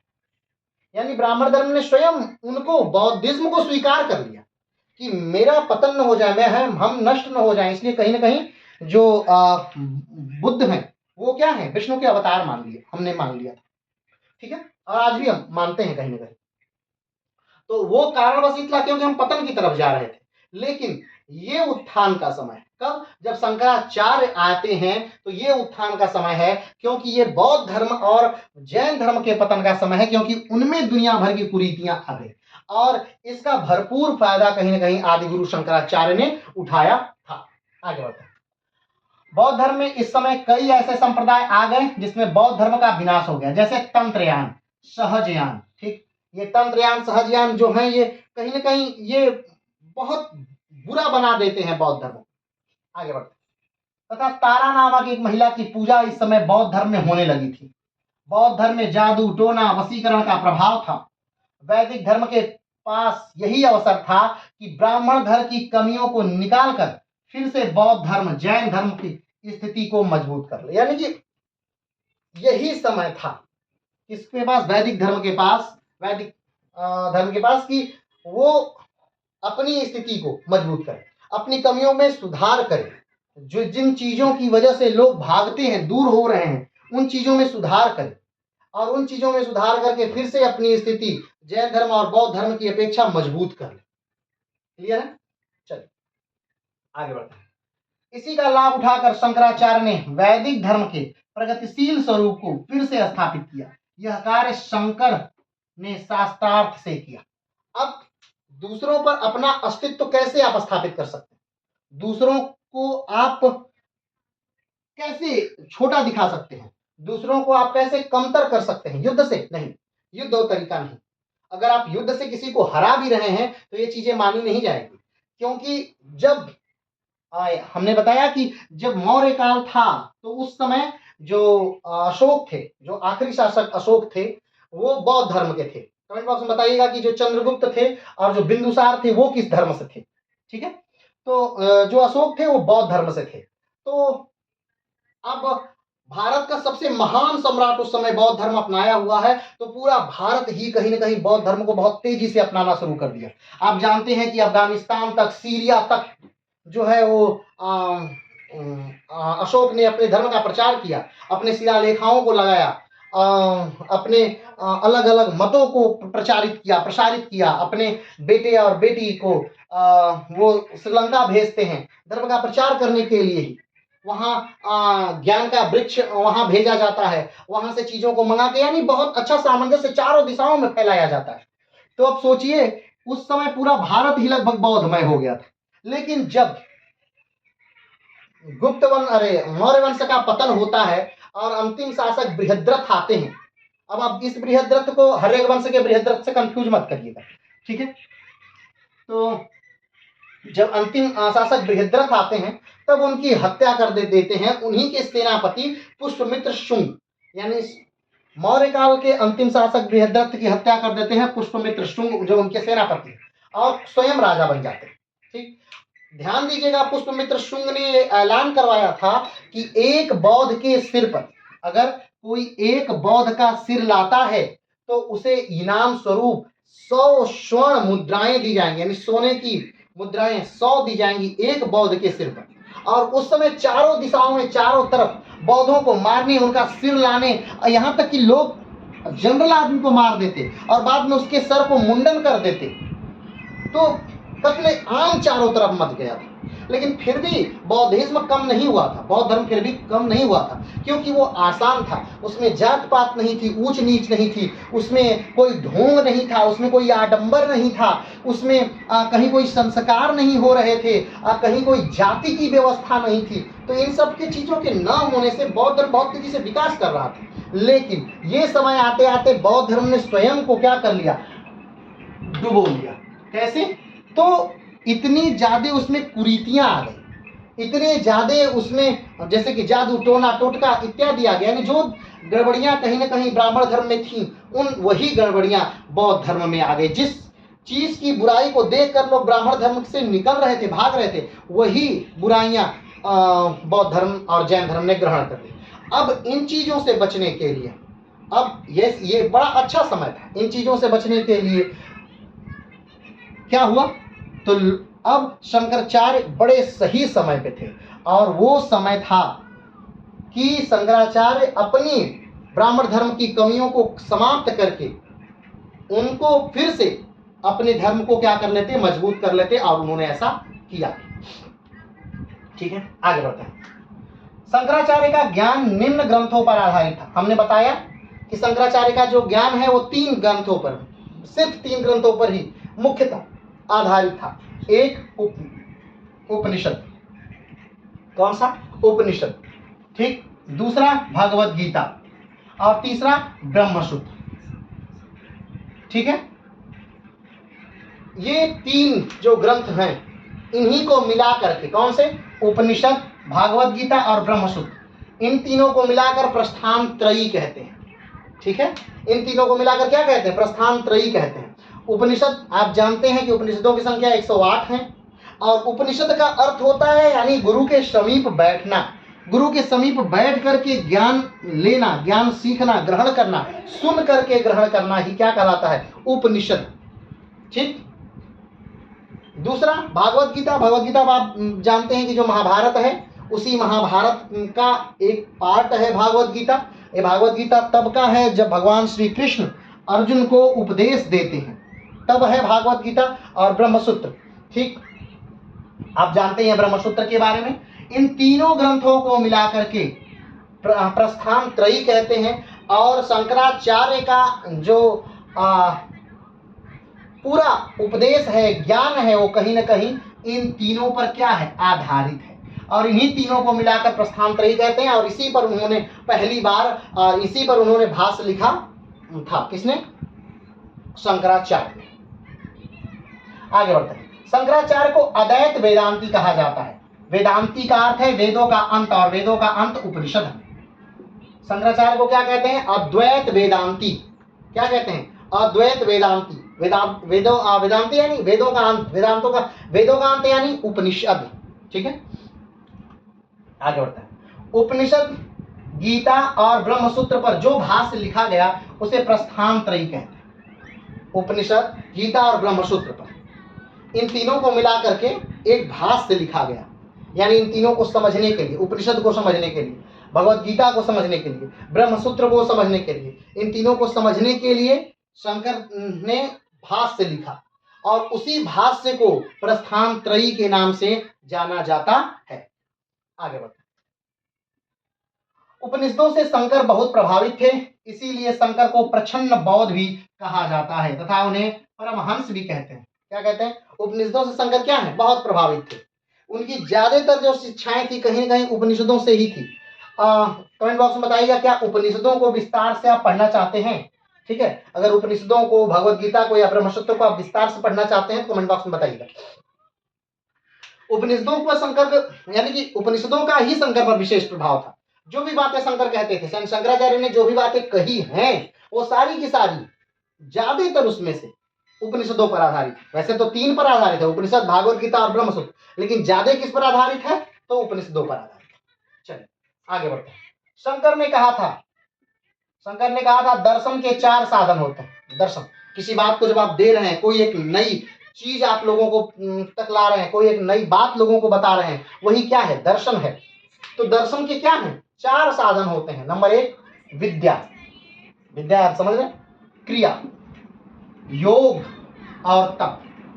विद्या, क्रिया, योग और तप, ये किसी भी दर्शन के क्या हैं, 4 साधन हैं। इन चारों के प्रयोग के बाद जब कोई व्यक्ति ईश्वर की साधना में पहुंचता है तब उसे ज्ञान होता है, अहम ब्रह्मास्मि। शंकराचार्य क्या कह रहे हैं, शंकराचार्य कह रहे हैं कि देखिए इस जगत में बस एक ही चीज सत्य है और वो है ब्रह्म। तो लोगों ने पूछा कि भाई ब्रह्म क्या है, तो उन्होंने कहा कि हर जीव को चलाने के लिए उसमें एक जीवात्मा रहती है, उसी जीवात्मा को क्या कहते हैं, ब्रह्म कहते हैं। वही जीवात्मा क्या है, वो ब्रह्म है। यानी इस संसार में जो सब कुछ है वो क्या है, ब्रह्म है।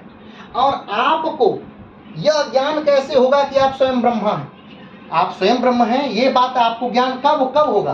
तो उन्होंने कहा कि ये 4 चीजों को जब आप पार कर लेंगे तब आपको पता चलेगा कि आप स्वयं ही क्या हैं, ब्रह्म हैं। तो कौन सी 4 चीजें आपको पार करनी होंगी? पहला, विद्या आपको लेना होगा। दूसरा, क्रिया। तीसरा, आपको योग। चौथा, तप। इन चारों के प्रयोग के बाद व्यक्ति को, किसी भी व्यक्ति को ज्ञात होगा कि वो स्वयं क्या है, भगवान है, स्वयं ब्रह्मा है। आगे बढ़ते, शंकर ने 10 शिष्य बनाए थे, जिसे 10 नामी संप्रदाय के नाम से जाना जाता है। शंकर ने क्या बनाया? 10 शिष्य बनाए थे, और उसी को शंकर ने 10 नामी कहा। क्या कहा? 10 नामी कहा। ठीक है, ये क्या है? ये 10 नामी आप बार बार सुने होंगे, 10 नामी संप्रदाय। ये 10 नामी, यहाँ लोग कहते हैं कि हम 10 नामी हैं, या कहते हैं हम 10 नामी संप्रदाय से हैं। तो 10 नामी संप्रदाय क्या है, आइए वो जानते हैं। ठीक है, 10 नामी संप्रदाय में 10 परंपराएं थी। कौन कौन सी परंपराएं? 10 परंपराएं थी। कौन सा? वन था, आरण्य था। वन माने आप जानते हैं जंगल, आरण्य मतलब जानते हैं जंगल। गिर था यानी पर्वत, पर्वत गिर यानी वन, आरण्य, गिर, पर्वत। सागर जानते हैं, तीर्थ। ठीक है, पुरी, आश्रम, भारती और सरस्वती। ठीक है, 10 नामी परंपराओं में 10 परंपराएं थी। ठीक, कौन कौन सी? या 10 संप्रदाय थे। 10 नामी परंपराएं में 10 संप्रदाय थे। कौन कौन से? फिर से सुनिएगा, वन, आरण्य, गिरी, पर्वत, सागर, तीर्थ, पुरी, आश्रम, भारती और सरस्वती। ठीक है, अब 10 नामी संप्रदाय में ये 10 क्या है? परंपराएं हैं, और हर व्यक्ति जो इस परंपराओं को पालन करता है अलग अलग तरह से। अब आइए देखते हैं कि किस प्रकार से उसका विभाजन हो रहा है। तो ध्यान समझिएगा, वन एवं आरण्य परंपरा का पालन करने वाले जंगल में रहा करते थे। जो वन संप्रदाय का पालन करता है या आरण्य संप्रदाय का पालन करता है, वो कहाँ रहता है? वो व्यक्ति कहाँ रहता है? जो व्यक्ति शंकराचार्य के वन संप्रदाय या आरण्य संप्रदाय का पालन करता है, वो कहाँ रहता है? जंगल में रहता है। हमने बताया था, वन मतलब भी जंगल, आरण्य मतलब भी जंगल। ठीक है, तो जो वन और आरण्य का संप्रदाय का पालन करता है वो जंगल में रहता है। ठीक, गिर और पर्वत संन्यास पालन करने वाली तीर्थों को करने वाले लोग पर्वतों का आश्रय लेते हैं। जो लोग गिर और पर्वत संप्रदाय का पालन करते हैं, कैसे देखिए, शंकराचार्य ने 10 नामी संप्रदाय बनाया। 10 नामी संप्रदाय में 10 संप्रदाय थे, उसके नाम से ही पता चल रहा है। वो 10 संप्रदाय कौन कौन से थे? तो वन था एक संप्रदाय, दूसरा आरण्य था, तीसरा जंगल गिरि था, चौथा पर्वत था, पांचवा सागर था, छठवां तीर्थ था, सातवां पुरी था, आठवां आश्रम था, नौवां भारती था, 10वां सरस्वती था। जो वन और आरण्य का संप्रदाय का पालन करते हैं वो जंगल में रहते हैं। जो गिर और पर्वत संप्रदाय का पालन करते हैं वो पर्वत पे रहते हैं, यानी पहाड़ों पर रहते हैं। जो सागर संप्रदाय का पालन करते हैं वो सागरों में रहते हैं। जो सागर संप्रदाय का पालन करने वाले लोग हैं वो सागर के तट पर रहा करते हैं। ठीक है, सागर के तटों पर रहा करते हैं। अभी मत सोचिएगा कि जाके सागर में डूब जाते हैं, नहीं, सागर के तट पर अपना आश्रम बना के रहा करते हैं। क्यों? क्योंकि वो सागर संप्रदाय का पालन करते हैं।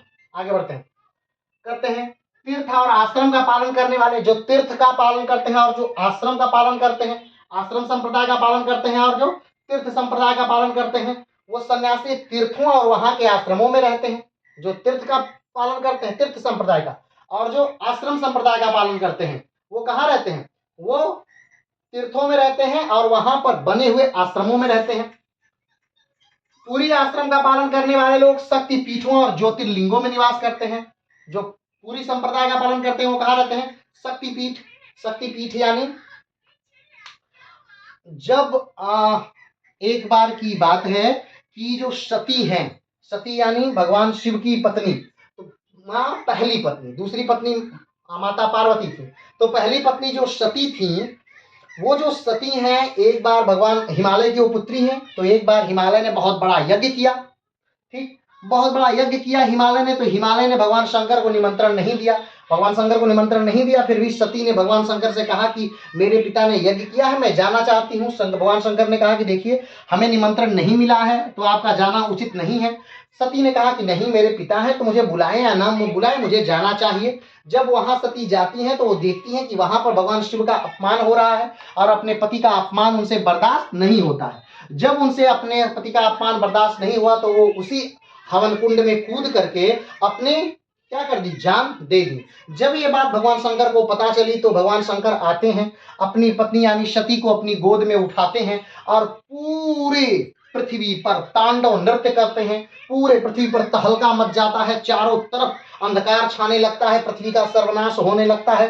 तब देवतागण भगवान विष्णु के पास जाते हैं कि भगवान शंकर का क्रोध को शांत करिए, अन्यथा ये पृथ्वी नष्ट हो जाएगी। तब भगवान विष्णु जो है वो अपने चक्र से उस सती का जो शव है उसे 52 भागों में काटते हैं।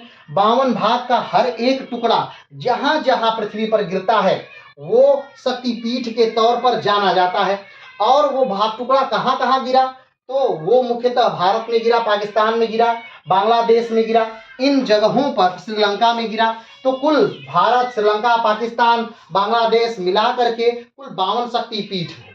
ठीक है, तो हमने क्या कहा, तो हमने कहा कि पूरी आश्रम का पालन करने वाले लोग कहाँ रहते हैं, शक्तिपीठों में रहते हैं। और कहाँ रहते हैं, ज्योतिर्लिंगों में निवास करते हैं। ज्योतिर्लिंग यानी भगवान शिव जहां साक्षात निवास करते हैं उसे ज्योतिर्लिंग कहा जाता है। तो भगवान शिव कहाँ कहाँ निवास करते हैं, तो भगवान शिव पूरी पृथ्वी पर यानी कि भारतवर्ष में कुल 12 जगह निवास करते हैं। और भारत में कुल 12 ज्योतिर्लिंग हैं, जैसे में एक उत्तर प्रदेश में है, ठीक, 2 मध्य प्रदेश में है, एक उत्तराखंड में है, एक तमिलनाडु में है, ठीक, ऐसे ही कर एक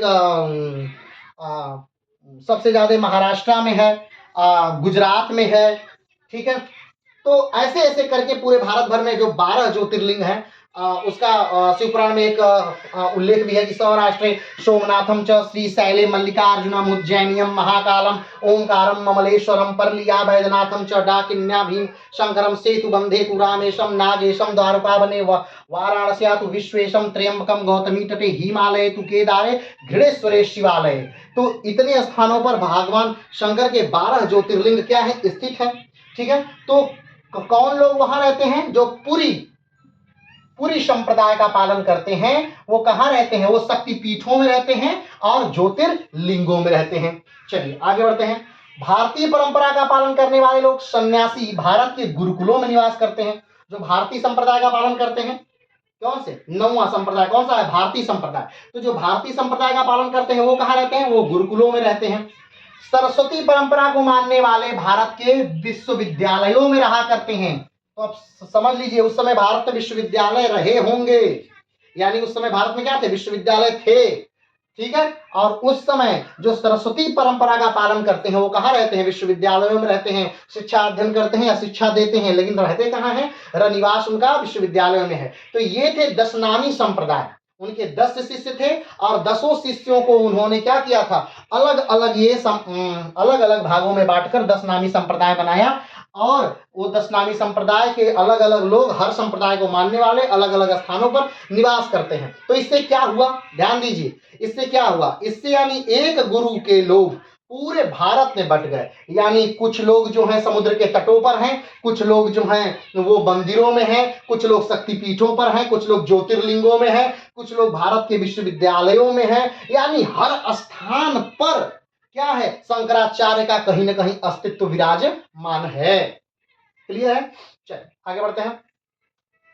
शंकराचार्य ने दंडी स्वामी और नागा स्वामी परंपरा की भी नींव रखी थी।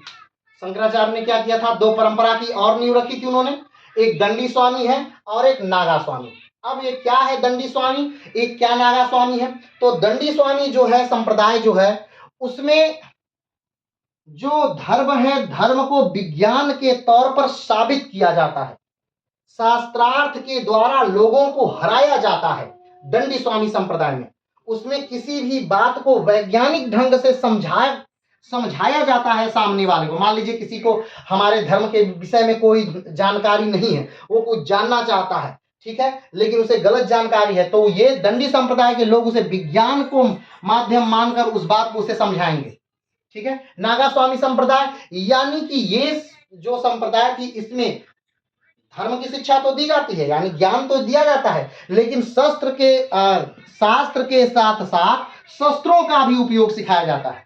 दंडी स्वामी और नागा स्वामी में मूल अंतर है। दंडी स्वामी में विज्ञान को ध्येय मानकर लोगों को धर्म समझाया जाता है, और नागा स्वामी यानी शास्त्र के साथ साथ आपको शस्त्रों का भी उपयोग सिखाया जाता है। तो दंडी स्वामी और नागा स्वामी दो संप्रदाय की भी नींव किसने रखी? शंकराचार्य ने रखी थी। आगे बढ़ते हैं। की भी नींव रखी थी दंडी स्वामी। इसमें वैदिक धर्म की रक्षा और उस पर लगे आरोपों का खंडन विज्ञान द्वारा करते थे। नागा स्वामी संप्रदाय में शास्त्रों के साथ साथ शस्त्रों की भी शिक्षा दी जाती थी नागा स्वामी में। ठीक है। आज भी दंडी स्वामी, नागा स्वामी संप्रदाय आज भी मौजूद है। दशनामी संप्रदाय भी आज भी मौजूद है। ठीक है, तो ध्यान रखिएगा, अभी भी शंकराचार्य द्वारा स्थापित कोई भी चीज हो सकता है थोड़ा अपने मार्ग से भटकी हो, समाप्त नहीं हुई। ठीक है, वर्तमान समय में भी ये सारी चीजें हैं। आगे बढ़ते हैं। शंकराचार्य से पहले भारतीय सनातन कई विचारधाराओं में विभाजित था। जैसे कि जब तक शंकराचार्य नहीं आए थे तब तक जो भारतीय सनातन है कई विचारधाराओं में मंडित था। जैसे कि कुछ लोग मानते हैं कि कुछ लोग विष्णु को मान रहे थे, शैव को मान रहे यानी शिव को मानते थे। कुछ लोग विष्णु को मानते थे, वैष्णव। कुछ लोग शाक्त को मानते थे यानी शक्ति को। कुछ लोग गणपति को मानते हैं। कुछ लोग सौर को मानते थे। ठीक है, यानी 5 भागों में क्या था? विभाजित था। 5 विचारधाराओं में जो वैदिक संप्रदाय है या जो ब्राह्मण धर्म है वो या सनातन धर्म है वो 5 संप्रदाय में विभाजित था जब तक शंकराचार्य नहीं आए थे। कौन कौन से 5 संप्रदाय थे? शैव, वैष्णव, शाक्त, गणपति, सौर। और ऐसा नहीं है कि इनमें मतभेद नहीं था, इनमें घोर मतभेद था। ये एक दूसरे से एकदम पूरी तरह से अलग हो चुके थे।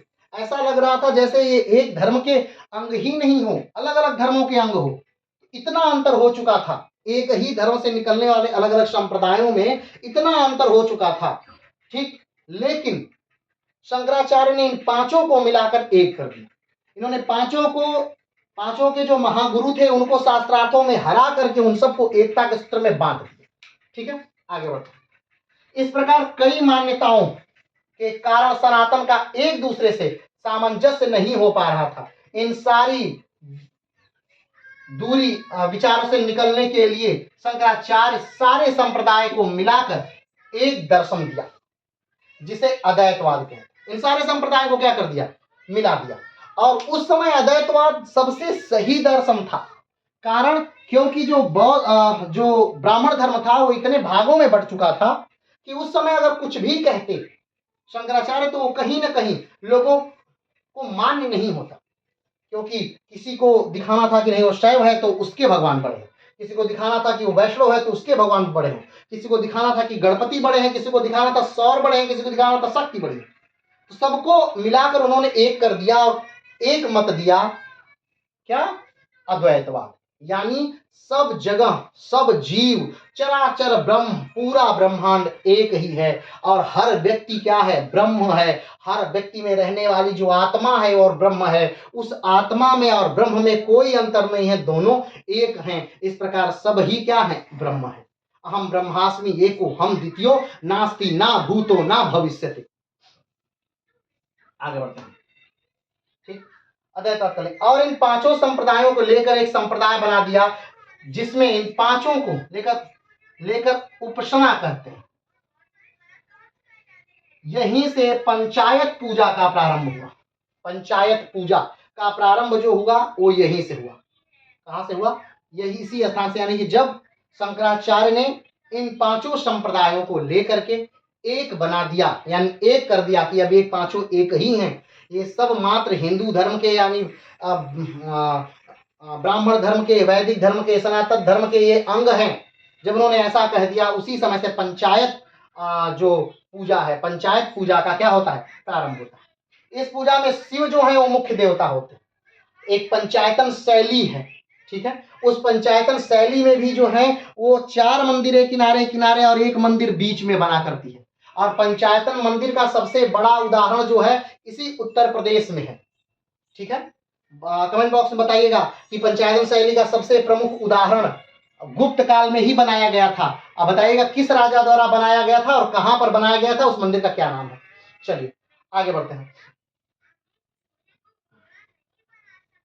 तो इस पंचायत शैली में क्या है, जो शिव है वो मुख्य देवता बने और गणेश, शक्ति, ब्रह्मा, विष्णु सहायक देवता थे।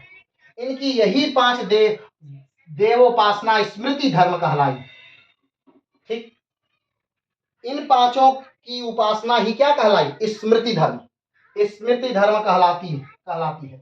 शंकराचार्य शैव धर्मावलंबी थे। शंकराचार्य क्या है, शैव धर्मावलंबी, यानी शिव को मानते थे। लेकिन ध्यान रखिएगा, ऐसा नहीं कि वो बाकी में विश्वास नहीं करते थे। उन्होंने ही बाकियों को मिलाकर एक बनाया और शिव को मुख्य देवता के तौर पर स्थापित किया। इसी को पंचायतन शैली के तौर पर जानते हैं या फिर इसी को कहते हैं स्मृति धर्म।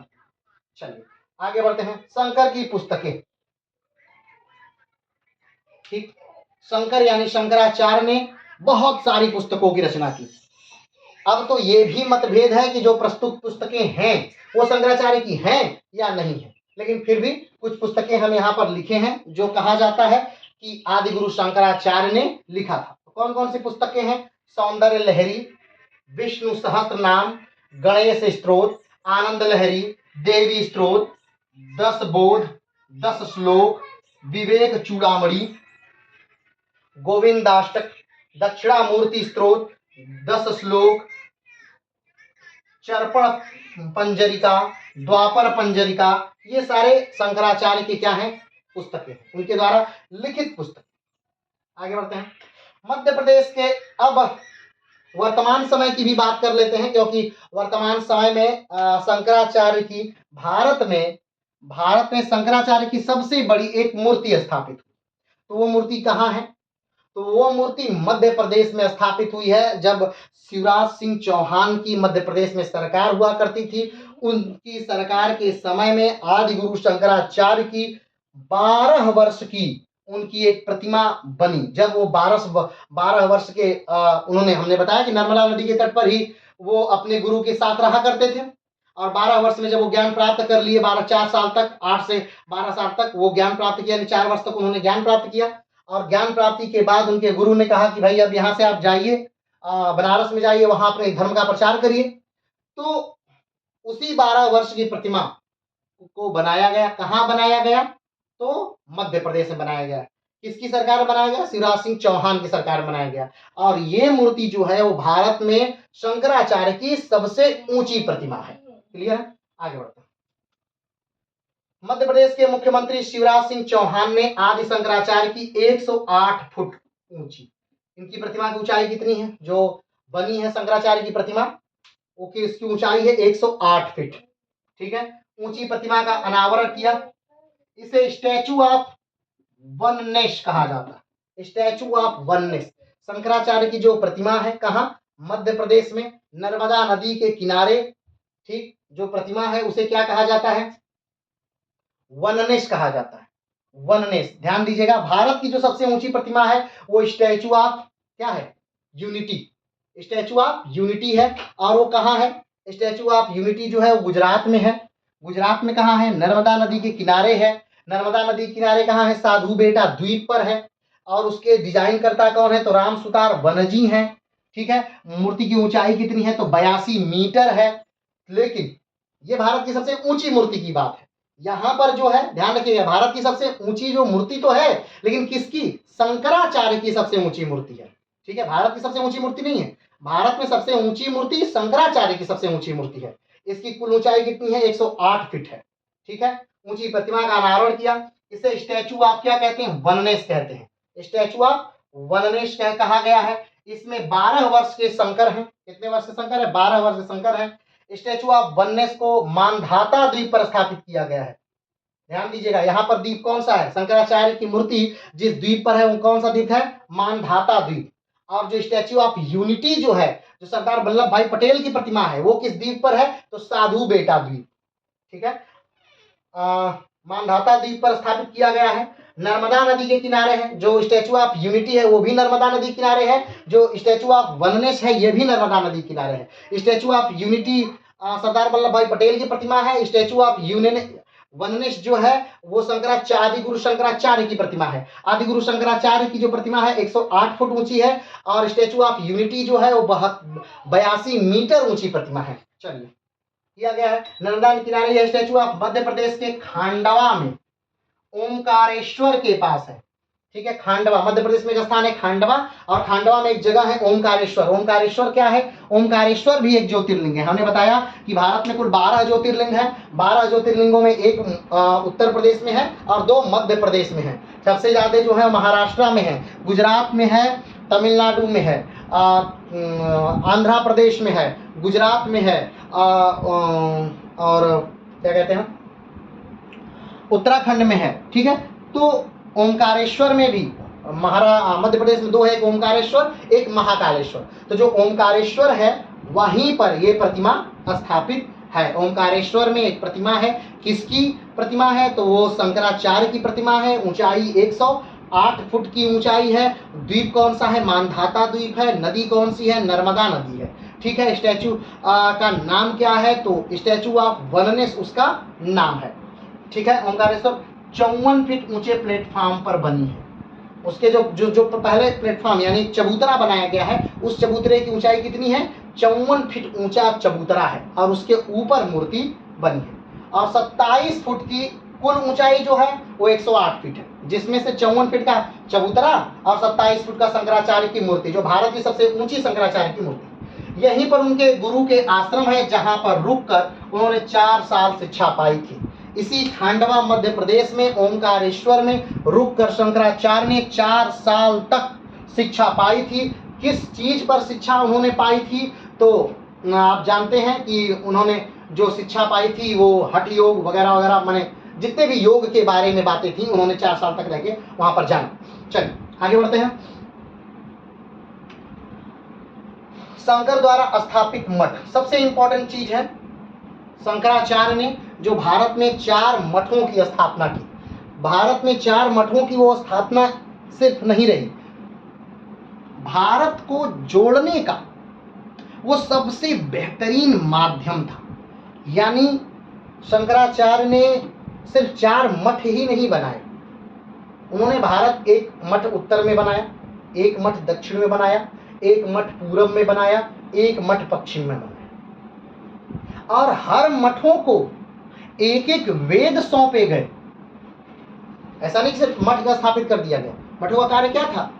एक एक वेद एक एक मठों को सौंपे गए और उस मठों से कहे गए कि आप इस एक वेद को प्रचारित करेंगे, प्रसारित करेंगे और इस वेद की रक्षा करेंगे।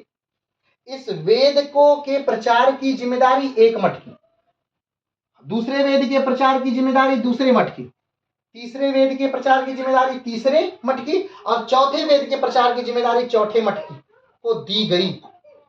इस प्रकार से अब इसके पीछे क्या कारण था?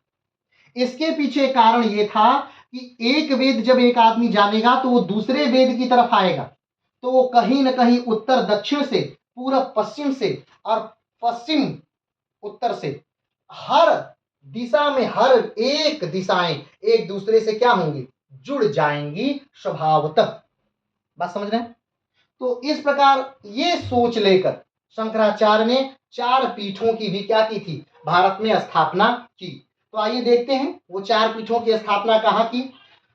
तो 4 दिशाओं में बने 4 मठ 4 वेदों का संरक्षण करते हैं। जैसे उत्तर में, यानी उत्तर दिशा में जो मठ स्थापित किया उन्होंने, उसका क्या नाम है? उसे कहते हैं ज्योति मठ। क्या कहते हैं? ज्योति मठ, या फिर जोशी मठ के तौर पे भी जाना जाता है, ज्योति मठ। और ये किस वेद की रक्षा करती है? किस वेद को प्रचारित करती है? किस वेद का संरक्षण करती है? तो अथर्ववेद। जो उत्तर में स्थापित ज्योति मठ है वो किस वेद का संरक्षण करती है? तो अथर्ववेद। ठीक, आगे बढ़ते हैं। ग्रंथों, अरण्य, उपनिषदों का संरक्षण करती है। दूसरा, पश्चिम में स्थापित द्वारिका मठ। पश्चिम में, पश्चिम यानी गुजरात, उत्तर यानी वर्तमान में उत्तराखंड, उत्तराखंड में स्थापित है जोशीमठ। पश्चिम यानी गुजरात की तरफ स्थापित है कौन सा मठ? तो ग्रंथों उपनिषद, पश्चिम में स्थापित है द्वारिका मठ। कौन सा मठ? द्वारिका मठ। गुजरात में द्वारिका मठ। उत्तराखंड में कौन सा मठ? तो उत्तराखंड में स्थापित है जोशी मठ, गुजरात में द्वारिका मठ। ठीक, और द्वारिका मठ, पश्चिम में स्थापित द्वारिका मठ या उसे शारदा मठ के तौर पे भी जानते हैं, किस वेद का संरक्षण करता है? तो शाम वेद का संरक्षण करता है। किस वेद का संरक्षण करता है? शाम वेद का संरक्षण करता है। तो उत्तर वाला जो मठ है, उत्तर, ठीक, उत्तर का मठ कौन सा है? उत्तर का मठ है ज्योति मठ, और जिस वेद का संरक्षण करता है वो है अथर्ववेद। अथर्ववेद। दूसरा है पश्चिम में। पश्चिम में कौन सा मठ है? दूसरा है पश्चिम में स्थापित द्वारका मठ या शारदा मठ। पश्चिम में द्वारका मठ या शारदा मठ। तो द्वारका मठ या शारदा मठ कौन से वेद का संरक्षण करता है? तो शाम वेद का। शाम वेद का संरक्षण करता है कौन सा? पश्चिम में स्थापित द्वारका मठ। ठीक, आगे बढ़ते हैं। तीसरा कौन है? पूर्व में गोवर्धन मठ ऋग्वेद का संरक्षण करता है। पूर्व में गोवर्धन मठ किसका? ऋग्वेद। ऋग्वेद, पूर्व में ऋग्वेद संरक्षण करता है। दक्षिण का श्रृंगेरी मठ, ये पूर्व का गोवर्धन मठ कहाँ है? यह है उड़ीसा में। उत्तर का जोशी मठ कहाँ है? यह है उत्तराखंड। उत्तराखंड। पश्चिम का द्वारका मठ कहाँ है? गुजरात। ठीक, पूर्व का गोवर्धन मठ कहाँ है? यह है उड़ीसा। दक्षिण का श्रृंगेरी मठ, दक्षिण में कौन सा वेद बचा? अथर्ववेद, सामवेद, ऋग्वेद, यजुर्वेद। यजुर्वेद। दक्षिण का जो श्रृंगेरी मठ है वो किस वेद का संरक्षण करता है? यजुर्वेद। श्रृंगेरी मठ। श्रृंगेरी मठ कौन सा राज्य? कर्नाटक। ठीक है, फिर से देखिए, अथर्ववेद का संरक्षण उत्तर का मठ करता है, सामवेद का संरक्षण पश्चिम वाला मठ करता है, ऋग्वेद का संरक्षण पूर्व वाला मठ करता है, और यजुर्वेद का संरक्षण दक्षिण का मठ करता है। क्लियर है? चलिए आगे बढ़ते हैं।